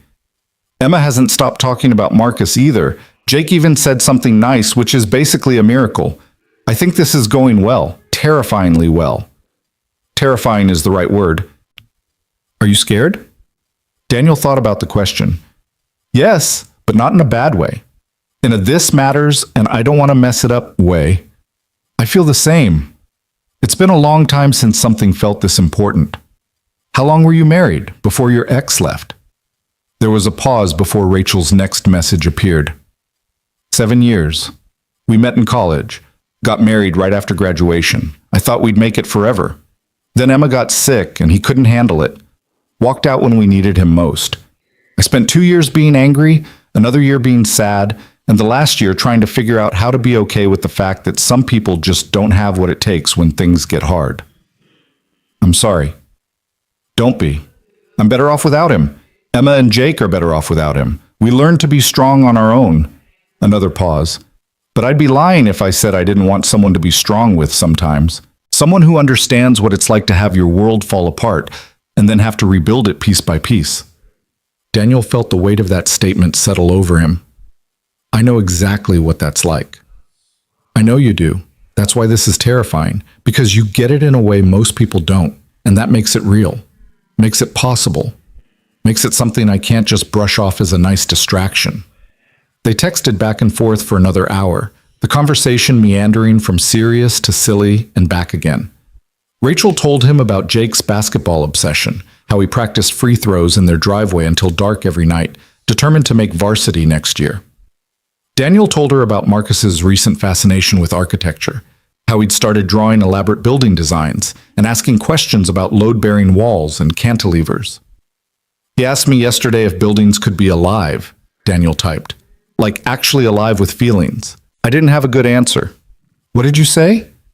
I said that buildings hold memories, which is kind of like feelings, that every house remembers the people who lived in it, the joy and sadness that happened within its walls. He seemed satisfied with that. That's beautiful and wise. Where did you learn to talk like that? Grief, mostly. It makes you think about what persists, what lasts beyond us. There was a long pause before Rachel responded. Sarah would be proud of the father you've become, the man you've become. Daniel felt tears prick his eyes. You didn't know her. I know you. I know Marcus. I can see what she left behind, and it's beautiful, Daniel. You're raising an incredible kid who's kind and thoughtful and secure enough to be excited about his dad moving on. That doesn't happen by accident. That happens because someone did the hard work of loving him through grief. Daniel set down his phone and pressed his palms against his eyes, overwhelmed. It had been so long since anyone had acknowledged the sheer weight of what the last 5 years had required. Everyone saw the result. Marcus was fine, Daniel was functional, they'd survived, but no one talked about the countless small moments of choosing to keep going when staying in bed felt impossible. The nights of holding Marcus while he cried for his mother, the therapy sessions, the parent-teacher conferences where Daniel had to explain why his son sometimes went quiet and unreachable, the birthday parties and holidays navigated solo, trying to be both parents at once while grieving the one he'd lost. He picked up his phone again. Thank you for seeing that. I see you, Daniel, all of you. The grief and the strength and the fear and the hope. And I'm not scared of any of it. You should be. I'm a lot of baggage. So am I. Cancer mom with abandonment issues and 2 kids who've seen too much. We're both walking therapy sessions. Maybe that's why this works. We're too complicated to be scared of each other's complications. Daniel laughed despite the tears on his face. That's a hell of a foundation for a relationship. Is that what this is? A relationship? His finger hovered over the keyboard. Was it? They'd known each other less than 2 weeks, but it felt like more. Like they'd been circling each other for 5 years, connected by cells and fate, and a decision made in grief that had bloomed into something neither of them expected. I don't know what this is, he typed honestly, but I know I want to find out, if you do. I do. They said goodnight eventually, though Daniel sat at the table long after, staring at Emma's drawing on the refrigerator. 2 figures holding hands under a rainbow. An angel who smiled through sadness. A child's imagination somehow predicting a future none of them could have anticipated. The following week moved with strange momentum. Daniel found himself texting Rachel throughout the day, pictures of his lunch, stupid jokes, observations about work. She responded with equal frequency, and gradually their conversations filled the spaces between their separate lives. Marcus asked about Emma constantly, wanting to know if they could practice together before Saturday, if she liked the same video games, if Daniel thought she'd want to come to his birthday party next month. "Slow down, bud," Daniel said. "We're still getting to know each other." "But you like her mom, right? So we're going to keep hanging out?" "Probably, but relationships take time." "How much time?" "I don't know. There's no schedule for this stuff." Marcus considered this. "Mom died when I was 3. I don't really remember her that much. Just pieces, the way she smelled, her voice when she sang to me, but not like her whole person, you know?" Daniel's heart cracked. "I know. So if you and Rachel keep hanging out and she keeps being around, will that be okay? Will Mom be sad?" Daniel pulled his son into a hug, holding him tight. "Your mom loved you more than anything in the world, and the one thing she wanted most was for you to be happy and for me to take care of you. If Rachel makes us happy, if she helps us be a better family, then Mom would want that. I'm sure of it. But you'll still tell me stories about her, about Mom?" "Every day if you want. Rachel isn't replacing your mom, Marcus. Nobody ever could. But maybe she's something else. Something new." Marcus nodded against his chest. "Okay. That's good then." Saturday arrived with perfect weather, clear skies, mild temperature, the kind of day that felt designed for outdoor activities. Daniel picked Marcus up from his morning soccer game, both of them still riding the high of a 4-1 victory where Marcus had scored twice. They went home to shower and change, Marcus insisting on wearing his nice jeans and the collared shirt Grandma Joan had bought him. "It's mini golf, not a wedding," Daniel said. "I want to look good. Emma's going to be there." "Since when do you care about looking good?" Marcus gave him a withering look. "Since always. You just don't pay attention." They arrived at Adventure Golf at 5 minutes to 3. Rachel's car was already in the parking lot, Emma and Jake visible through the windshield arguing about something. Daniel felt the familiar flutter of nerves in his stomach as he and Marcus walked toward them. Emma saw them first and waved enthusiastically, practically bouncing in her seat. Jake rolled his eyes but was smiling as they all got out of the car. Rachel looked beautiful in jeans and a light sweater, her hair down around her shoulders. "Ready to witness my legendary putting skills?" she asked Daniel. "Ready to witness reality crush your delusions?" he countered. "Oh, it's on." They got their putters and balls, the kids immediately running ahead to the first hole, a simple straight shot with a windmill obstacle. Emma lined up her shot with intense concentration, tapped the ball, and watched it roll neatly through the windmill and drop into the hole. "Hole in one!" she shrieked, jumping up and down. Marcus high-fived her, then stepped up for his turn. His ball made it through the windmill but bounced off the back wall, rolling back toward him. "This is rigged." "It's called physics," Jake said, then proceeded to sink his ball in 2 shots. Rachel went next, taking her time to line up the angle. Her ball went through the windmill, curved along the edge of the hole, and dropped in. "What were you saying about reality-crushing delusions?" she asked Daniel sweetly. "That was luck." "Prove it." Daniel stepped up, feeling the pressure of 4 pairs of eyes on him. He'd played mini golf maybe twice in the last 5 years, both times at Marcus's birthday parties where he'd been more focused on managing children than actually playing. But he'd claimed excellence, and now he had to deliver. He took a breath, lined up his shot, and putted. The ball rolled through the windmill, hit the back wall at the perfect angle, and dropped into the hole. The kids cheered. Rachel's jaw dropped. "Okay," she admitted. "That was impressive." "Legendary skills," Daniel said with exaggerated modesty. "I tried to warn you." They moved through the course, the competition becoming increasingly ridiculous as Rachel and Daniel traded insults and victories. The kids formed their own alliance, Emma and Marcus conspiring on the best angles, while Jake offered unsolicited advice that was occasionally helpful and often sarcastic. By the 9th hole, a complicated maze of curves with a dragon obstacle, they were tied.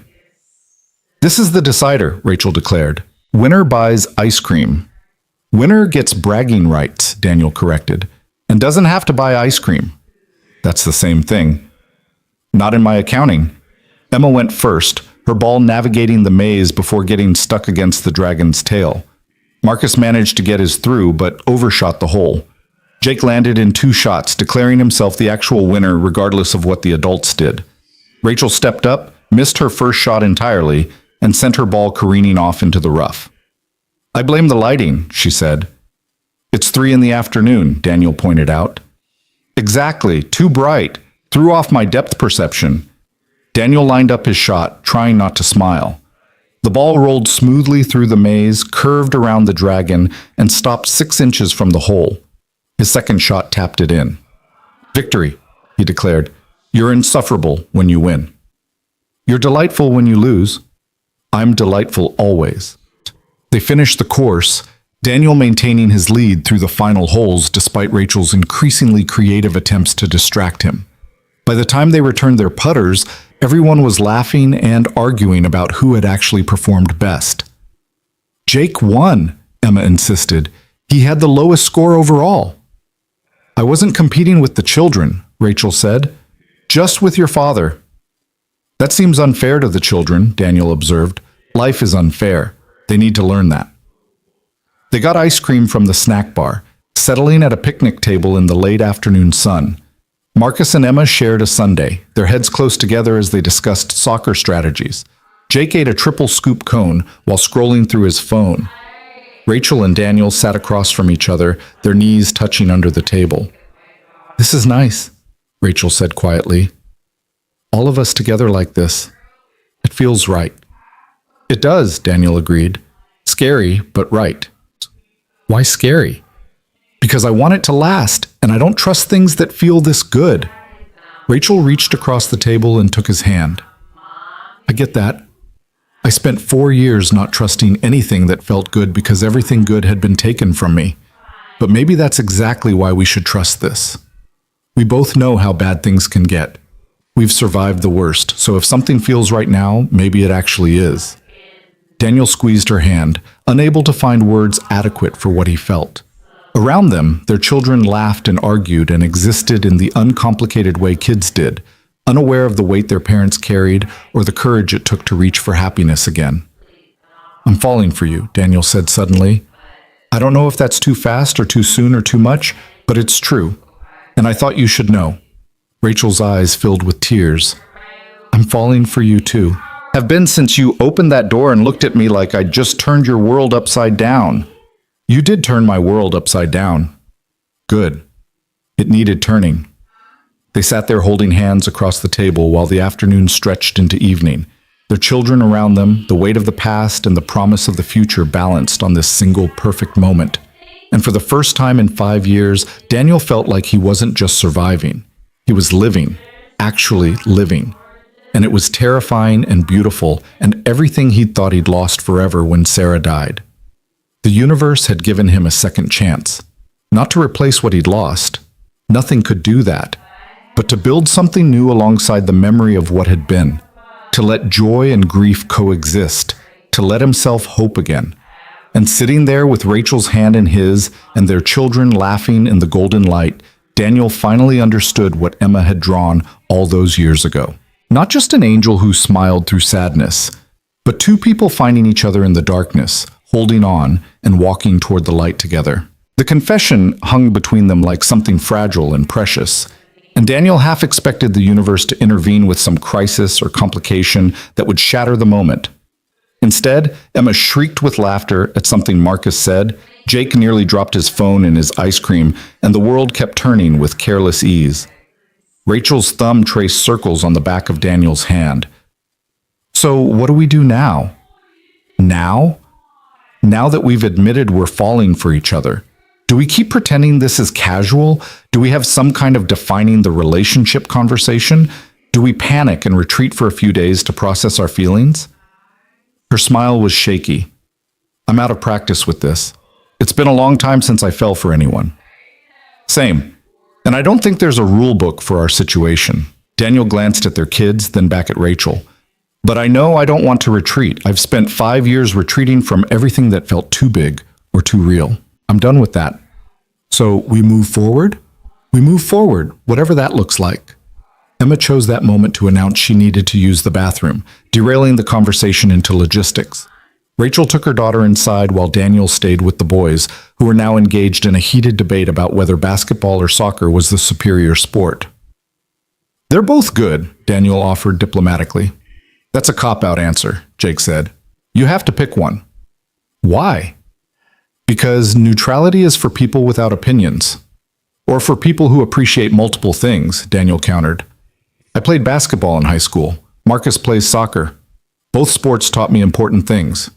Why does one have to be better? Jake considered this with the seriousness of a teenager confronting a philosophical dilemma. I guess that's fair, but if you had to pick one for Marcus to focus on, which would it be? Whichever one makes him happy. That's the only metric that matters. That's very dad of you, Jake said, but he was smiling. Marcus, who'd been listening while scraping the last of the melted ice cream from the bowl, looked up at Daniel. Jake's team has tryouts next month. He said I could come watch. Would that be okay? Sure. If Jake doesn't mind you being there. I don't mind, Jake said with a shrug that tried for casual but didn't quite hide his pleasure. Might be cool to have a fan who isn't my mom screaming embarrassing things from the stands. I heard that, Rachel said, returning with Emma, and I don't scream embarrassing things. I scream motivational things. Last week you yelled, "That's my beautiful baby boy," during a free throw. And you made the shot, didn't you? Jake groaned but was grinning. Emma climbed back onto the bench next to Marcus, and Rachel reclaimed her seat across from Daniel, their knees finding each other again under the table like magnets drawn together. We should probably think about dinner, Rachel said, checking her watch. It's almost 5:30. There's that pizza place on Burnside, Daniel suggested. The one with the arcade. Marcus loves it. Pizza sounds perfect. Emma will eat her weight in pepperoni if given the chance. They caravanned to Sal's Pizza Palace, a family-friendly restaurant that was exactly as chaotic as the name suggested.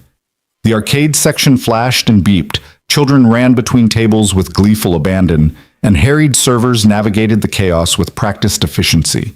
They got a large booth in the back, kids on one side and adults on the other, and ordered 2 large pizzas and a pitcher of soda.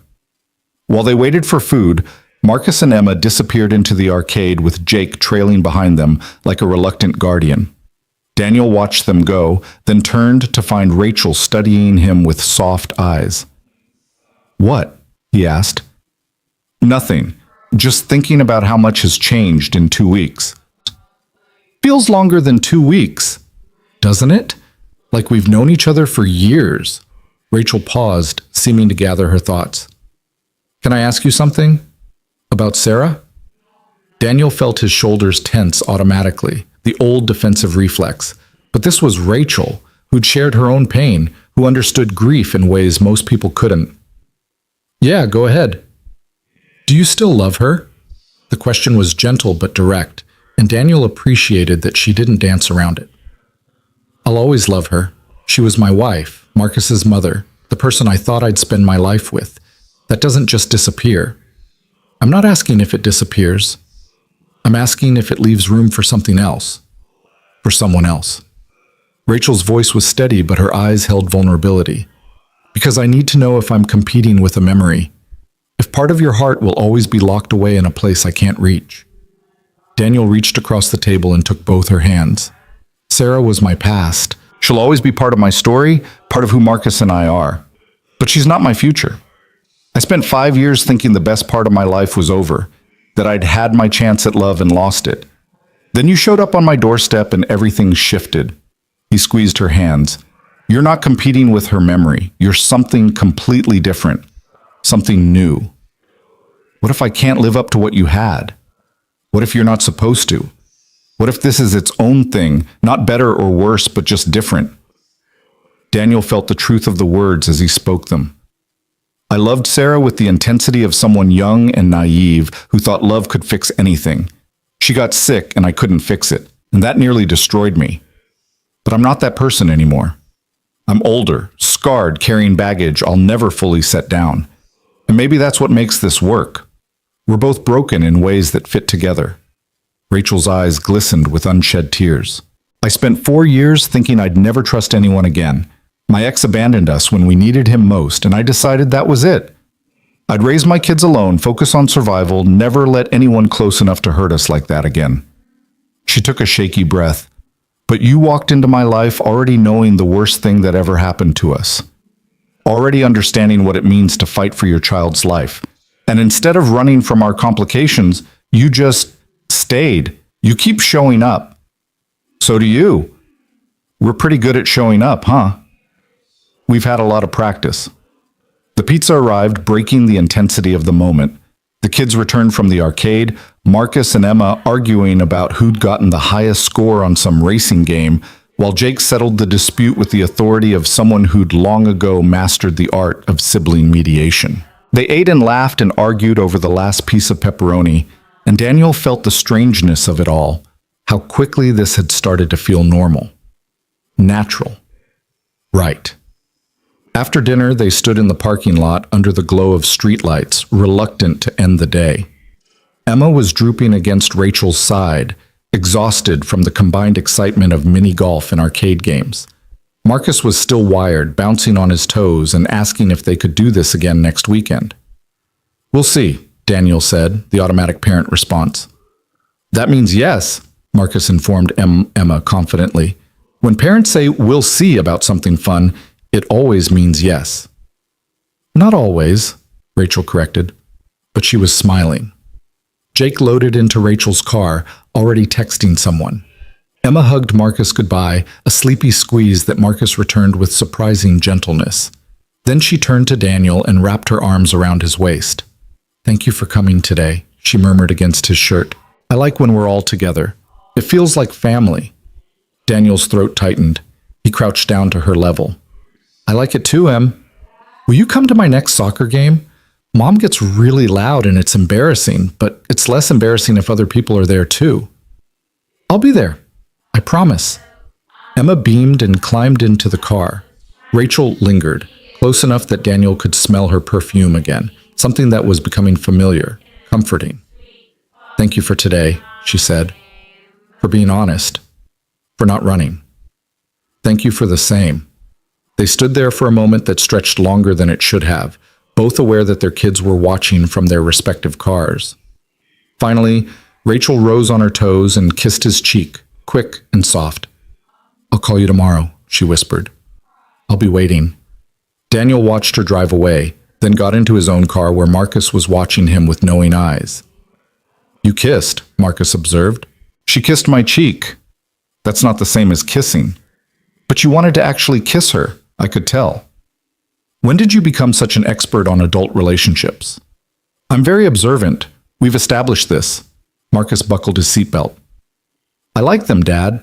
Emma and Jake and Rachel. I like how they make you smile more. I like how you're not so sad all the time." Daniel pulled out of the parking lot, blinking hard against the sudden sting of tears. "I didn't know you noticed that, the sadness."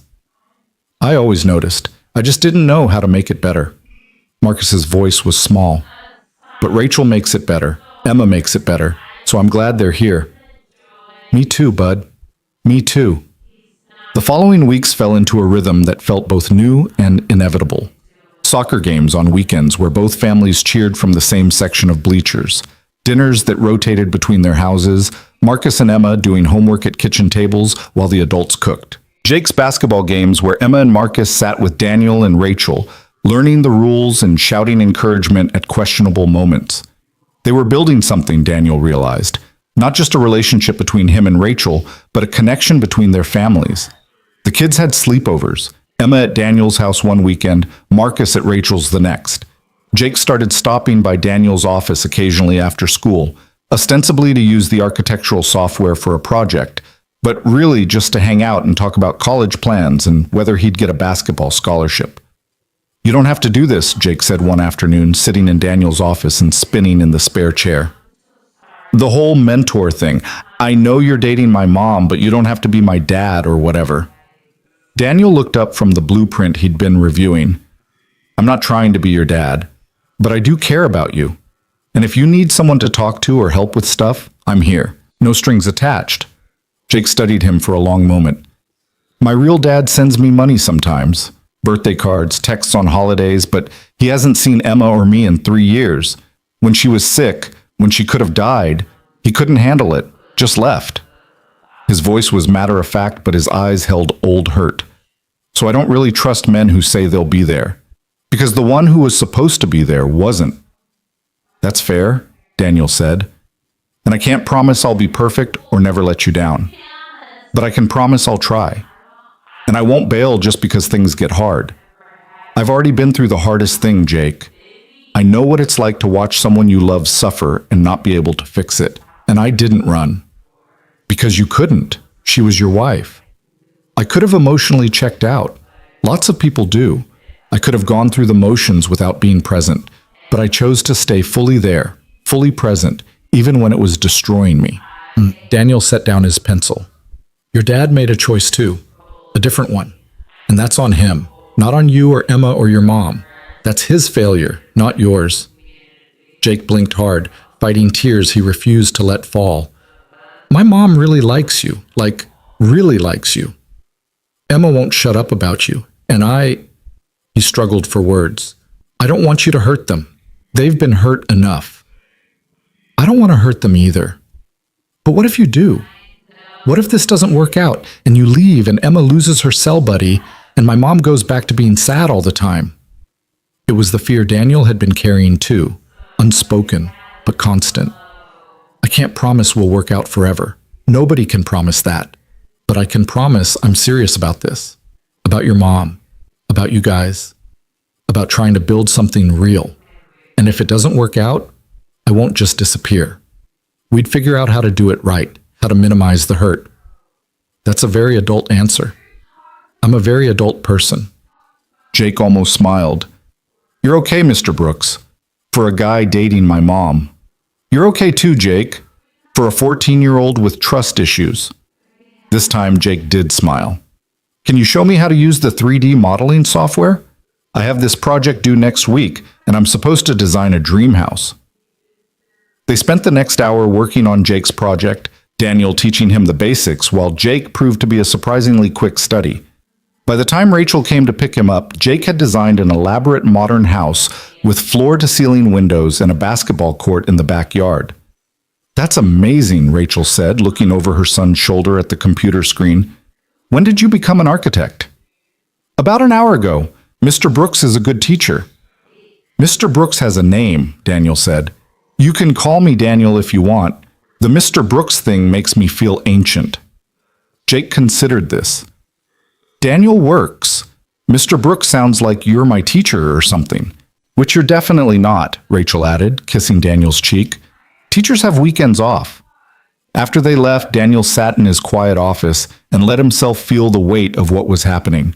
Jake was starting to trust him. The kids were bonding. He and Rachel were navigating the complicated dance of blending families with surprising grace. Everything was moving in the right direction. So why did Daniel feel like he was waiting for the other shoe to drop? The answer came 2 weeks later, on a Tuesday evening in early April. Daniel was at Rachel's house helping make dinner while the kids did homework in the living room. They'd fallen into this routine, Daniel leaving work early on Tuesdays, stopping by with groceries, cooking together while they talked about their days. It was domestic and comfortable and everything Daniel had thought he'd lost forever. Rachel's phone rang while she was chopping vegetables. She glanced at the screen and her entire body went rigid. I need to take this, she said, her voice tight. Can you watch the stove? She disappeared into her bedroom, closing the door. Daniel stirred the sauce and tried not to eavesdrop, but the walls were thin and Rachel's voice carried, growing louder and sharper with each sentence. No, you can't just show up after 3 years. I don't care what your reasons are.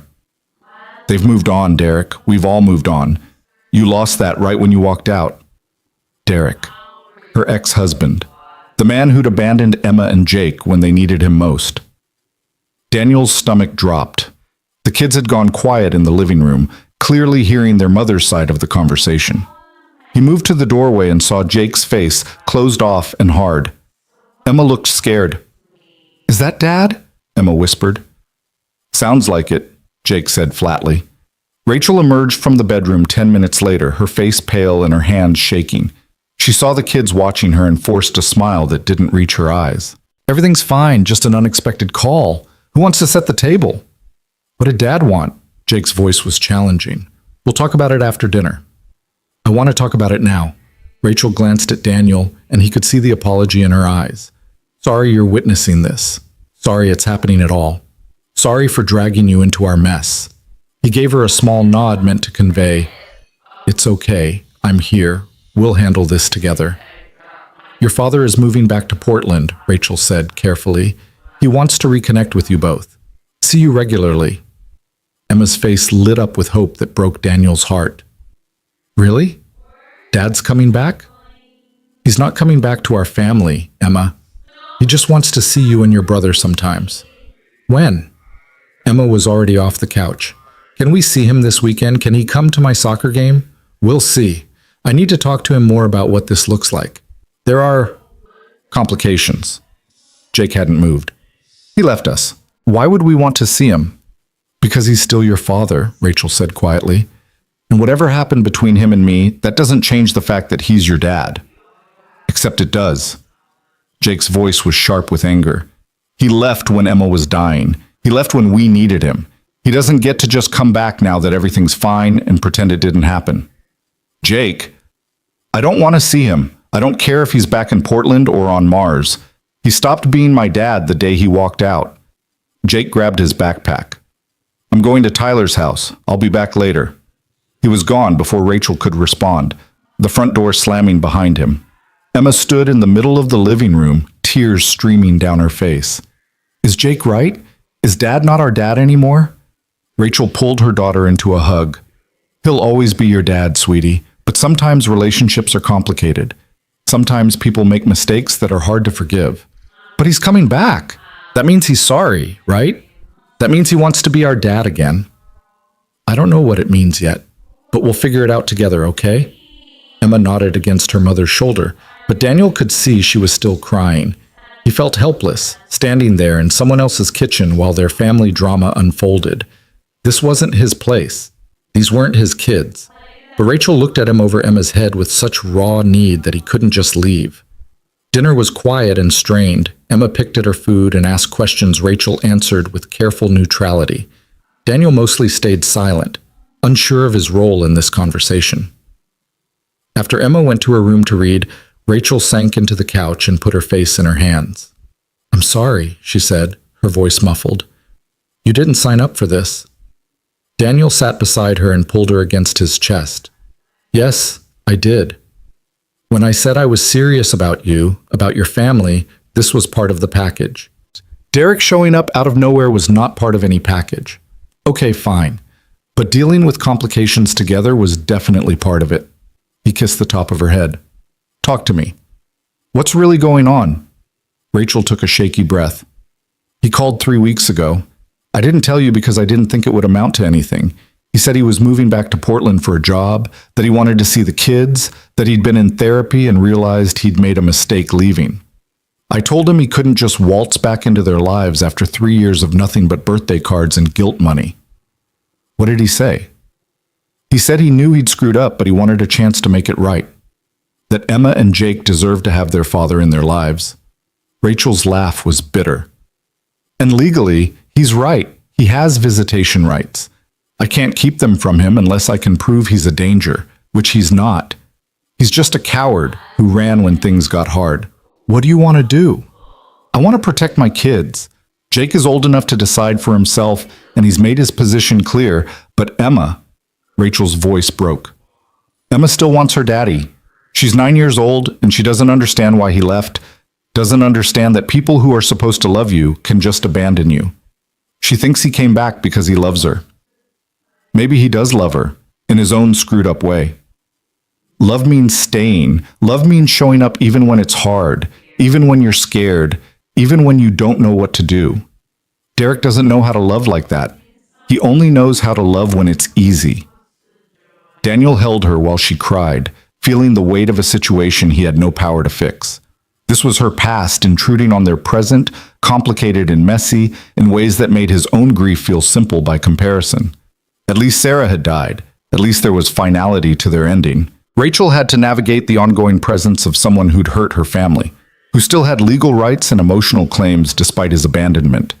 When Rachel's phone buzzed with a text from Jake saying he'd be staying at Tyler's house for the night, Daniel made a decision. "I'm staying," he said. "Tonight. On the couch or wherever, but I'm not leaving you to deal with this alone." "Daniel, you don't have to." "I know I don't have to. I want to." He pulled back to look at her. "I told Jake I wouldn't run when things got hard. I'm telling you the same thing. This is hard, and I'm staying anyway." Rachel's eyes filled with fresh tears. "Why are you so good?" "I'm not good. I'm just here. There's a difference." He called his mother-in-law to check on Marcus, who was having dinner at her place.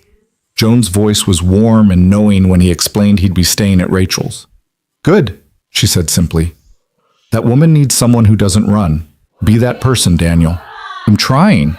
"You're doing more than trying. Sarah would be proud of you." The words settled into his chest, warm and painful at once. He spent the night on Rachel's couch, though sleep was elusive.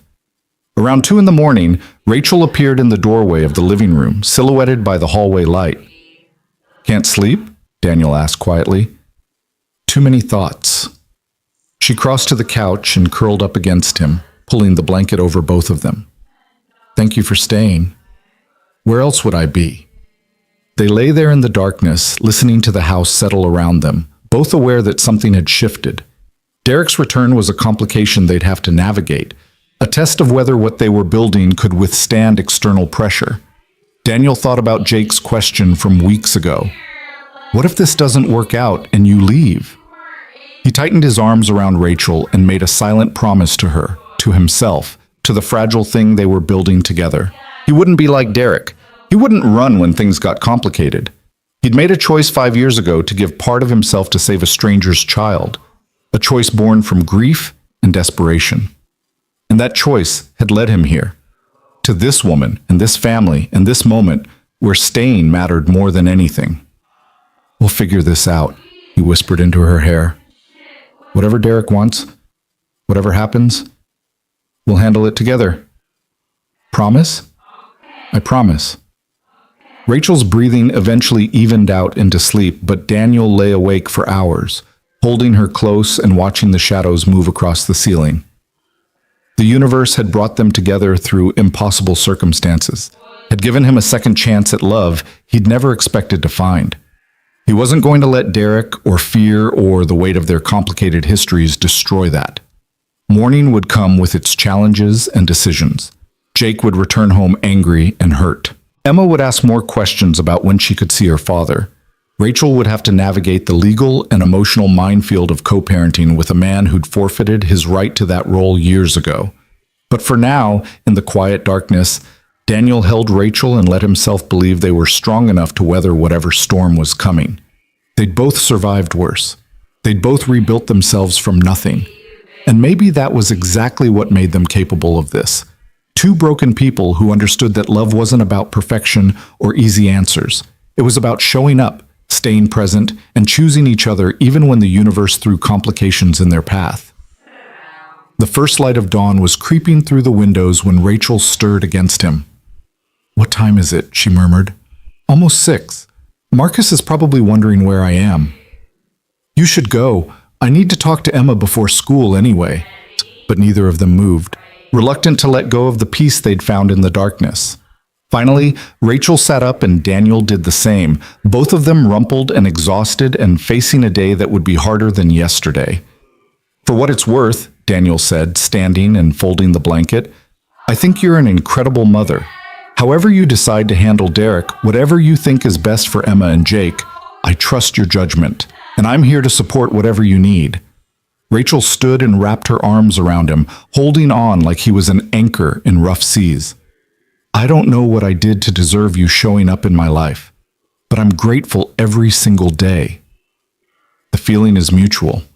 He kissed her forehead and left, driving through empty streets toward his own house and his own son and the life that was becoming increasingly entangled with Rachel's. Whatever happened next, they'd face it together. And somehow, that made even Derek's return feel manageable. Marcus was eating cereal at the kitchen table when Daniel walked through the door at 6:30, still wearing yesterday's clothes and carrying the weight of a sleepless night on his face. His son looked up, assessed the situation with the frightening perceptiveness of children who'd learned to read their parents' moods, and simply said, "Is Rachel okay?" Daniel poured himself coffee before answering. "She's dealing with some complicated stuff. Her ex-husband is moving back to Portland and wants to see the kids." "The dad who left when Emma was sick?" "Yeah, that one." Marcus pushed his cereal around the bowl thoughtfully. "That's bad, right? Because he hurt them and now he wants to come back?" "It's complicated. He's still their father, so legally he has rights. But emotionally, it's a mess. Jake doesn't want to see him at all. Emma does because she's younger and doesn't fully understand what happened. What about Rachel? What does she want?" Daniel sat down across from his son. "She wants to protect her kids, make sure they don't get hurt again, but she also knows she can't control everything, and that's terrifying for a parent." Marcus considered this with the gravity of someone twice his age. "Are you going to help her?" "I'm going to try, if she'll let me." "She'll let you. She trusts you." Marcus took another bite of cereal. "So do Emma and Jake.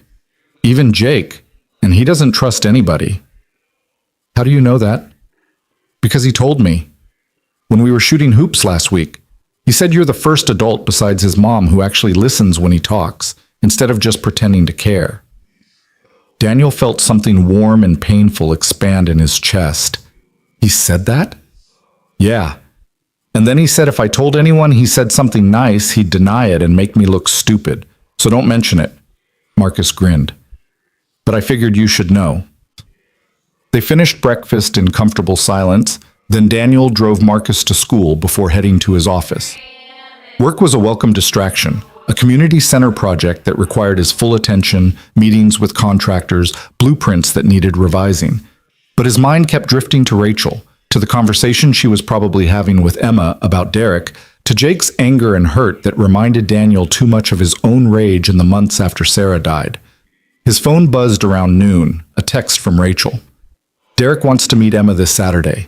Just coffee, supervised by me. I told him Jake isn't ready. Am I doing this wrong?" Daniel called her instead of texting back. She answered on the first ring. "Tell me I'm not making a mistake," she said without preamble. "You're not making a mistake. You're making the best decision you can with impossible options." "It feels like a betrayal. Of everything we went through, everything the kids suffered while he was absent. But keeping Emma from her father when she wants to see him would feel like a different kind of betrayal. To her." Daniel leaned back in his chair. "You're in a no-win situation, Rachel. Whatever you choose, someone gets hurt. So you're choosing the option that hurts the least in the long run." "What if he disappoints her? What if he shows up Saturday and then disappears again? Then you'll be there to pick up the pieces, like you've been doing for 5 years." Rachel was quiet for a long moment. "I'm scared, Daniel. Not for me. I'm over him. Over the anger and hurt, but I'm scared for Emma. She's built up this fantasy of her father coming back and everything being perfect. Reality is going to crush that, and I don't know how to protect her from it." "You can't protect her from it. You can only be there when it happens." Daniel paused. "Do you want me there? On Saturday?" "I can come with you, stay in the background, just be present if you need backup." "You do that?" "Rachel, I'd do anything for you. I thought we'd established that." He heard her take a shaky breath. "Okay, yes. I want you there, not sitting with us. That would be too weird. But nearby, in case everything falls apart. I'll be there." Saturday arrived with deceptive sunshine, the kind of perfect spring day that felt at odds with the tension thrumming through Daniel's body. He picked up Marcus early and explained the situation.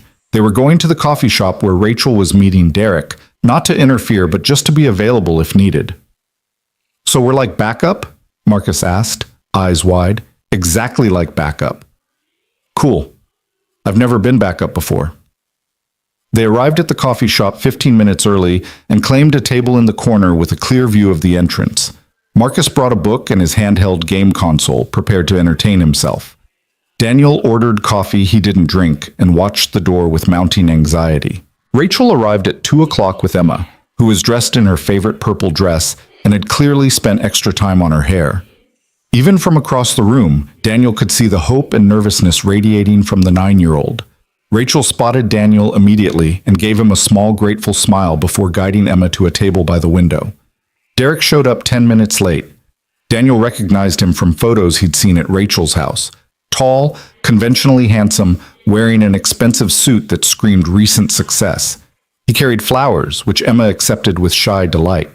Rachel's expression was carefully neutral, but Daniel could see the tension in her shoulders. "Is that Emma's dad?" Marcus whispered. "Yeah. He looks like a person who's trying really hard to look like a good person." Daniel almost laughed despite the situation. "That's surprisingly perceptive." "I'm full of surprises." They watched the meeting unfold from a distance. Emma did most of the talking, animated and bright, clearly trying to fill the awkward silences. Derek nodded a lot, smiled at appropriate moments, but even from across the room, Daniel could see the discomfort in his posture. This was a man fulfilling an obligation, not connecting with his daughter. Rachel sat rigid beside Emma, hands wrapped around a coffee cup she never drank from, clearly ready to intervene at any moment. 30 minutes in, Emma got up to use the bathroom. The second she was gone, Derek leaned toward Rachel and said something that made her face go hard. Daniel saw her respond, sharp and quick, saw Derek's expression shift to defensive anger. When Emma returned, the energy at the table had changed, brittle and false, everyone pretending the tension wasn't suffocating. The meeting lasted exactly 1 hour. Derek left first, giving Emma an awkward half-hug and promising to call soon. The second he was gone, Emma's smile crumbled. She sat back down and burst into tears while Rachel gathered her close, shooting Daniel a look that said, "We're leaving now. Follow us." They caravanned back to Rachel's house. Daniel and Marcus followed Rachel and Emma inside to find Jake in the living room, clearly having heard his sister crying from the moment they entered. "What happened?" Jake demanded. "What did he do?" "He didn't do anything," Rachel said carefully. "It was just hard, emotional." "Did he make you cry, Em?" Jake's voice was sharp with protective anger. Emma shook her head, still sobbing. "He was nice. He brought me flowers. He asked about school and soccer, but..." She struggled to articulate what 9-year-olds shouldn't have to understand. "But it felt like he was talking to a stranger, like he didn't actually know me. Because he doesn't. He doesn't know anything about me anymore." Rachel held her daughter while she cried, and Daniel saw the moment Jake's anger transformed into something deeper. Grief for the father he'd already mourned, rage on behalf of his sister who was mourning him now. "I told you," Jake said to Rachel. "I told you he'd hurt her." "Jake, no. You let him come back, and now Emma's crying. And for what? So he could feel less guilty about abandoning us?" Jake grabbed his basketball. "I'm going to the park." He was gone before anyone could respond. Marcus, who'd been standing quietly by the door, looked at Daniel with worried eyes. "Should I go after him?" "Give him a few minutes," Daniel said. "Sometimes people need to be angry alone before they can talk about it." Emma's sobs eventually quieted into hiccuping breaths. Rachel carried her to the couch and wrapped her in a blanket, then turned to Daniel with exhausted eyes. "Coffee?" he offered. "Something stronger would be better, but coffee will do." In the kitchen, while Marcus sat with Emma and tried to distract her with a game on his console, Rachel collapsed into a chair and put her head in her hands. "He told me he's dating someone," she said dully. "When Emma went to the bathroom, said he wanted me to know before I heard it from the kids, like he's doing me some kind of favor." Daniel set down the coffee pot. "He's dating someone and wants back into Emma and Jake's lives?" "He says they're separate things, that he can have a relationship and still be a father, which is technically true, but..." Rachel lifted her head. "He told Emma about her, about his girlfriend. Said maybe Emma could meet her sometime, like they could all be one big happy family. And Emma asked if that meant we'd all be together again. And he had to explain that no, he'd be with his girlfriend, but Emma could visit them. He's an idiot. He's worse than an idiot. He's selfish. He came back because his therapist probably told him to, or because his new girlfriend thinks it's romantic that he's trying to reconnect with his kids, or because he needs to feel like he's not the bad guy in this story. But he doesn't actually want the hard work of being a father. He wants the Instagram version, coffee dates and flowers and looking like parent of the year without any of the actual parenting. Daniel poured 2 cups of coffee and sat down across from her. "So what are you going to do?" I don't know. Emma wants to see him again because she still has hope he'll become the father she needs. But every time she sees him and realizes he's not that person, it's going to break her heart a little more. Rachel wrapped her hands around the mug. Maybe I should just tell him to stay away. Tell him he lost his chance and he doesn't get to come back now. Can you do that legally? Probably not without a custody fight I don't have the energy or money for. But maybe if I tell him how much he's hurting Emma, he'll make the choice himself. Or maybe he'll keep showing up sporadically, doing exactly enough to ease his guilt without actually being present. Rachel's laugh was bitter. That's what I'm afraid of. The back door opened and Jake came in, sweaty and still angry but slightly calmer. He looked at the adults, then at his sister on the couch, and his expression softened. Is she okay? He asked quietly. She will be, Rachel said. She just needs time. Jake crossed to the couch and sat next to Emma, pulling her against his side in the protective way older brothers did. Marcus scooted over to make room, and the three kids sat together in companionable silence while Daniel and Rachel watched from the kitchen. We should order dinner, Daniel said. Something easy. Pizza maybe? You don't have to stay. This isn't your mess to clean up. Rachel. Daniel took her hand across the table. When are you going to understand that your mess is my mess now? That I'm not going anywhere? Her eyes filled with tears. I keep waiting for you to realize we're too complicated. Too much baggage. Too much drama. Everyone has baggage. Yours just happens to include an ex-husband who's a coward and two incredible kids who've been through hell and survived. That doesn't scare me. If anything, it makes me more certain that you're exactly who I want to be with. Why? Because you didn't run when things got hard. You stayed and fought and protected your kids and rebuilt your life. That's not baggage, Rachel. That's strength. That's exactly the kind of person I want in my life, in Marcus's life. Rachel stood up and came around the table, and Daniel pulled her into his lap. She wrapped her arms around his neck and held on while he rubbed her back in slow circles. I love you, she whispered. I'm falling in love with you, and it terrifies me because everyone I've loved has either died or left, and I don't know if I can survive losing someone else. Daniel's heart hammered against his ribs. Love. She'd said it. The word he'd been feeling but hadn't dared speak, afraid it was too soon, too much, too everything. I love you too, he said against her hair, and I can't promise I'll never die. None of us can. But I can promise I'll never leave. Not by choice. Not because things are hard. I'm here, Rachel, for as long as you'll have me. She pulled back to look at him, tears streaming down her face. Forever. I want you here forever. Then forever it is. They kissed, slow and deep and full of promises they both intended to keep. When they broke apart, Daniel realized three kids were watching them from the couch with varying expressions. Emma delighted, Marcus grinning, Jake trying to look disgusted but failing to hide his smile. Gross, Jake announced. There are children present. You're 14, Rachel said, hardly a child. I'm traumatized nonetheless. You'll survive, Daniel said. Now who wants pizza? The unanimous answer was everyone. They ordered 3 large pizzas and spent the evening in Rachel's living room eating and watching a movie Emma chose. Derek wasn't mentioned again that night, though his presence lingered like smoke in the corners of the room. But surrounded by the people who mattered, the ones who stayed, who showed up, who chose love over comfort, the damage he'd caused felt manageable. Over the next few weeks, Derek called Emma a few times but never followed through on his promises to visit again. Each broken promise hurt less than the one before, as Emma slowly began to understand what Daniel and Rachel and Jake had known all along. Her father was never going to be the person she needed him to be. It was a hard lesson for a 9-year-old to learn, but she had a mother who loved her fiercely, and a brother who would protect her always, and a man who'd saved her life and was now becoming part of her family in ways that mattered more than biology. One Saturday in May, exactly 2 months after that first blind date that wasn't really a date, Daniel stood in his kitchen making breakfast while Marcus set the table. They were expecting Rachel and her kids for brunch, a weekly tradition that had developed naturally. The doorbell rang at exactly 10 o'clock, and Marcus ran to answer it. Emma burst through first, carrying a poster board. I made something for you, she announced to Daniel. He wiped his hands and crouched down to see what she'd created.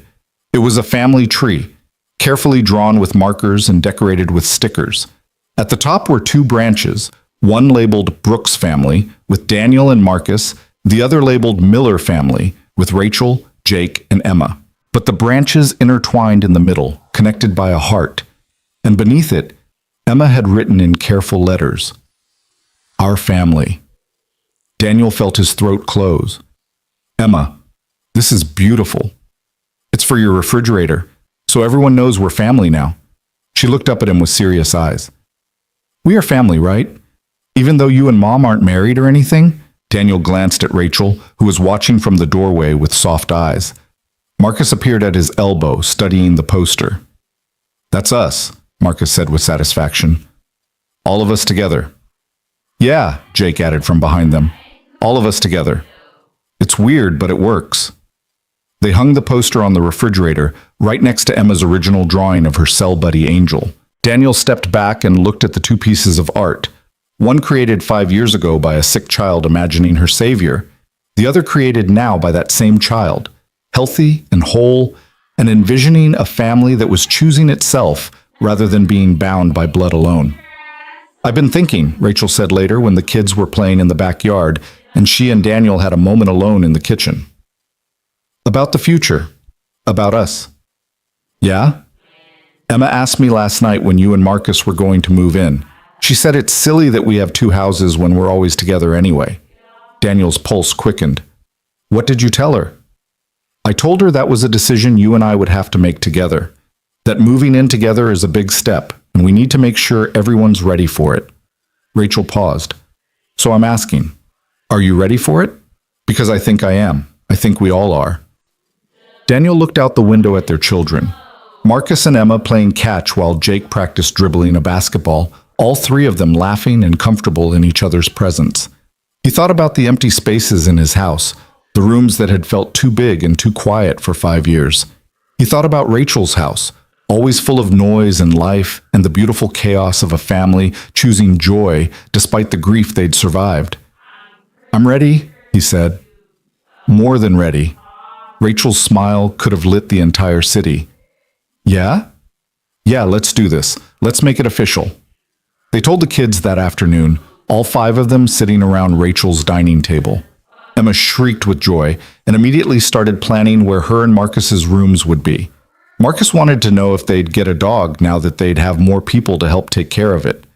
Jake, who'd been quiet through the announcement, finally spoke up. "Can I still call you Daniel, or do I have to call you something else?" Daniel understood the weight behind the question. Jake wasn't asking about names. He was asking about roles, about whether Daniel was trying to replace the father who'd abandoned him. "You can call me whatever feels right to you," Daniel said. "I'm not trying to be your dad, Jake. You had one of those, and he failed you. I'm just trying to be someone who shows up, who stays, who's here for you and Emma and your mom no matter what." Jake nodded slowly. "Daniel works. Daniel's good." He paused. "But for the record, you're way better at the whole dad thing than my actual dad ever was, even if you won't admit you're doing it." "I'll take that as a compliment." "You should. It's the nicest thing I've said to anyone in months." They spent the rest of the afternoon making plans, logistics about which house to live in, how to merge their belongings, when to make the move. They decided on Daniel's house, which was slightly larger and had a better backyard.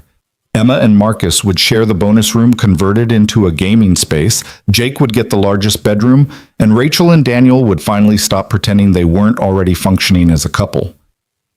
The actual move happened gradually over the summer. Boxes were packed and unpacked, furniture was rearranged, 2 households became one with surprising ease. There were adjustments. Jake needed his space and could be territorial about his things. Emma was used to being the center of attention and had to learn to share. Marcus struggled sometimes with the loss of his father's son, only time with Daniel.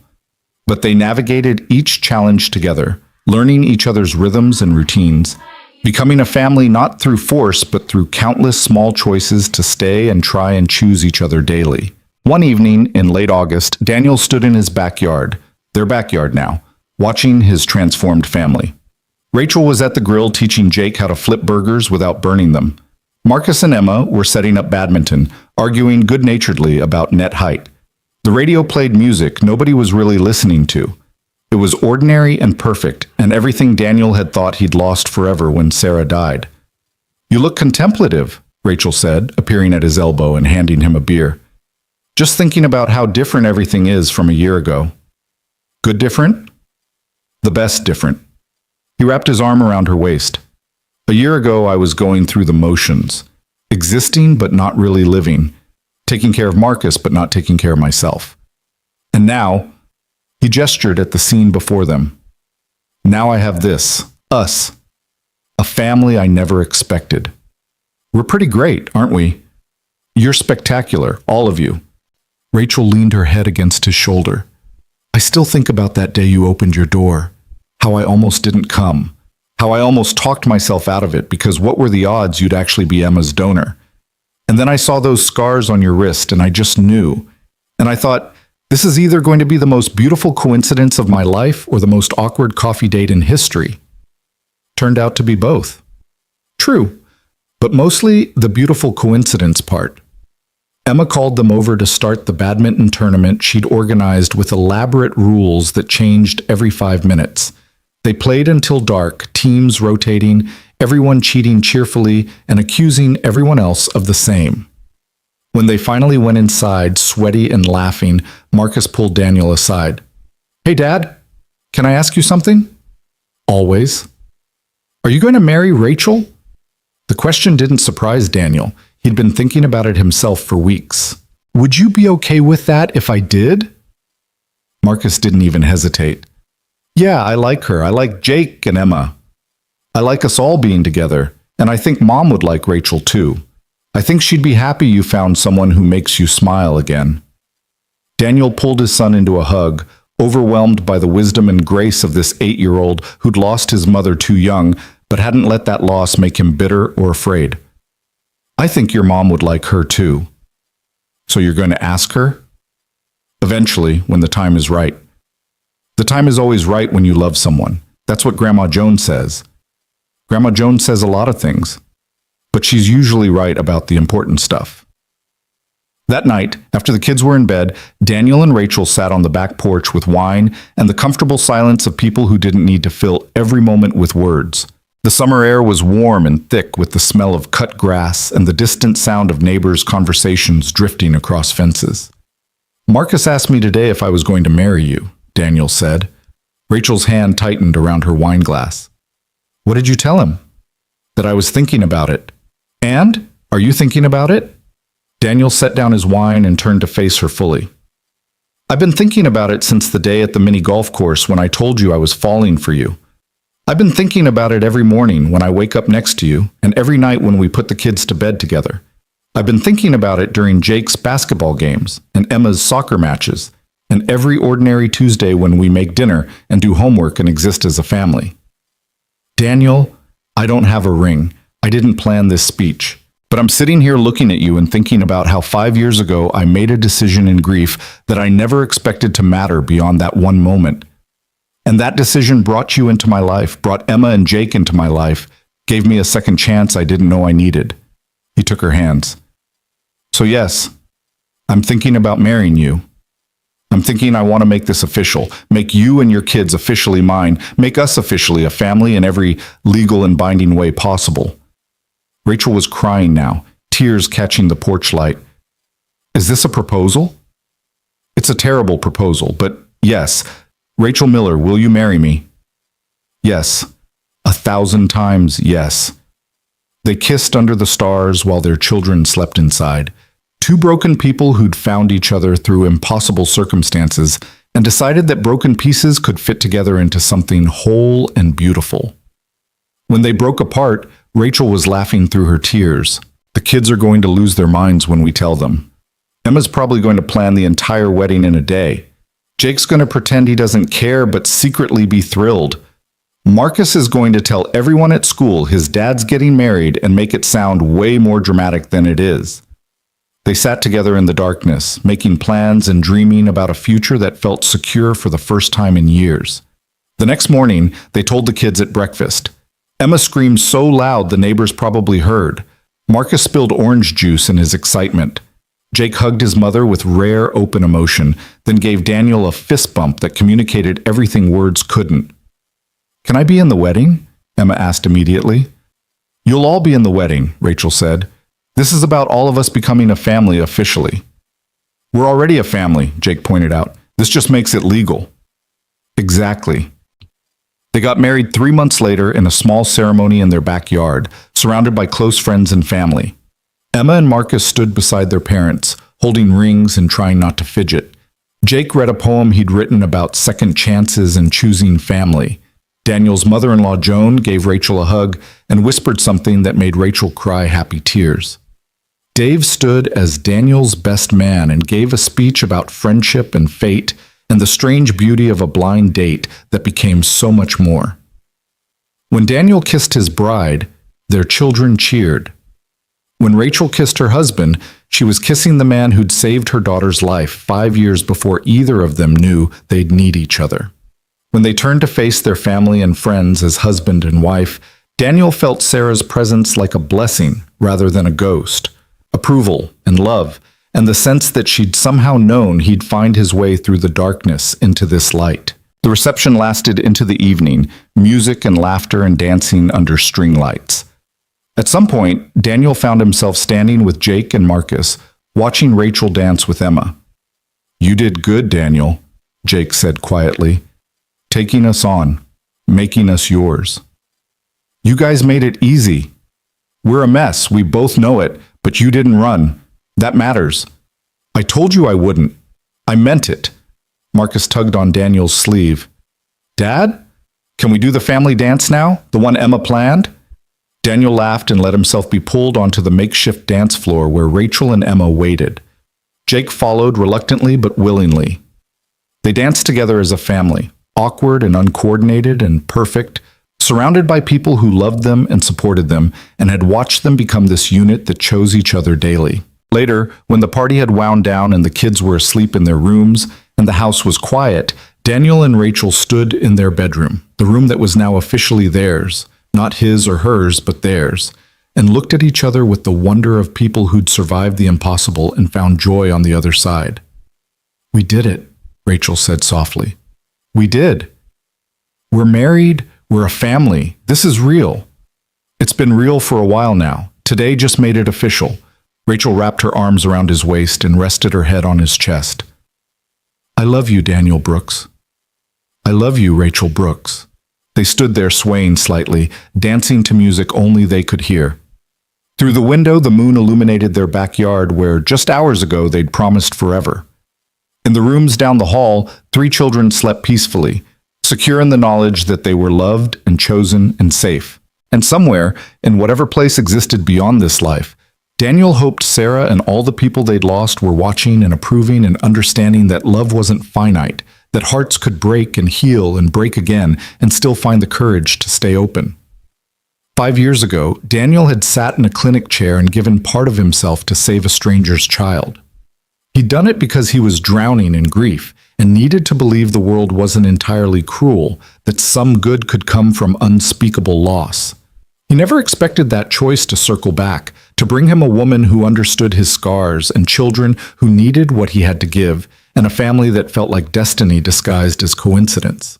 But standing there with his wife in their bedroom, listening to the quiet breathing of their sleeping children, Daniel understood something fundamental about the universe and its strange sense of timing. Every decision mattered. Every choice echoed forward in ways impossible to predict. One act of kindness, one moment of choosing light over darkness, could bloom into a future more beautiful than anything imagined. Emma had been right all those years ago when she'd drawn her cell buddy with wings. Not because Daniel was an angel, but because sometimes humans did angelic things without meaning to, without expecting recognition or reward. And sometimes those things saved more than one life. They saved families, they saved futures, they created possibilities where none had existed before. Daniel held his wife and thought about the poster on the refrigerator downstairs, the one showing 2 families intertwined into one. He thought about Marcus learning to share his father without resentment, about Emma healing from her father's abandonment by learning what real presence looked like, about Jake slowly lowering his defenses and accepting that not all men would leave, About Rachel trusting again after betrayal, loving again after loss, choosing hope over fear daily. They'd all been broken in different ways, but they'd chosen to be broken together, to let their fractured pieces create something new and whole and stronger than any of them had been alone. That was the real miracle, not the impossible odds of donor and recipient finding each other, but the daily choice to stay, to love, to build a family from the ruins of what they'd lost. Morning would come with its routines and chaos. Marcus would fight with Emma over bathroom time. Jake would sleep through his alarm and have to be woken 3 times. Rachel would make too much coffee and Daniel would burn the toast. They'd navigate the beautiful mess of their blended life with humor and patience and occasional frustration. But they'd do it together, all of them. The family that chance had created and choice had cemented. The Brooks family, expanded and transformed in exactly where they were supposed to be. And somewhere in the universe, Daniel imagined, Sarah was smiling.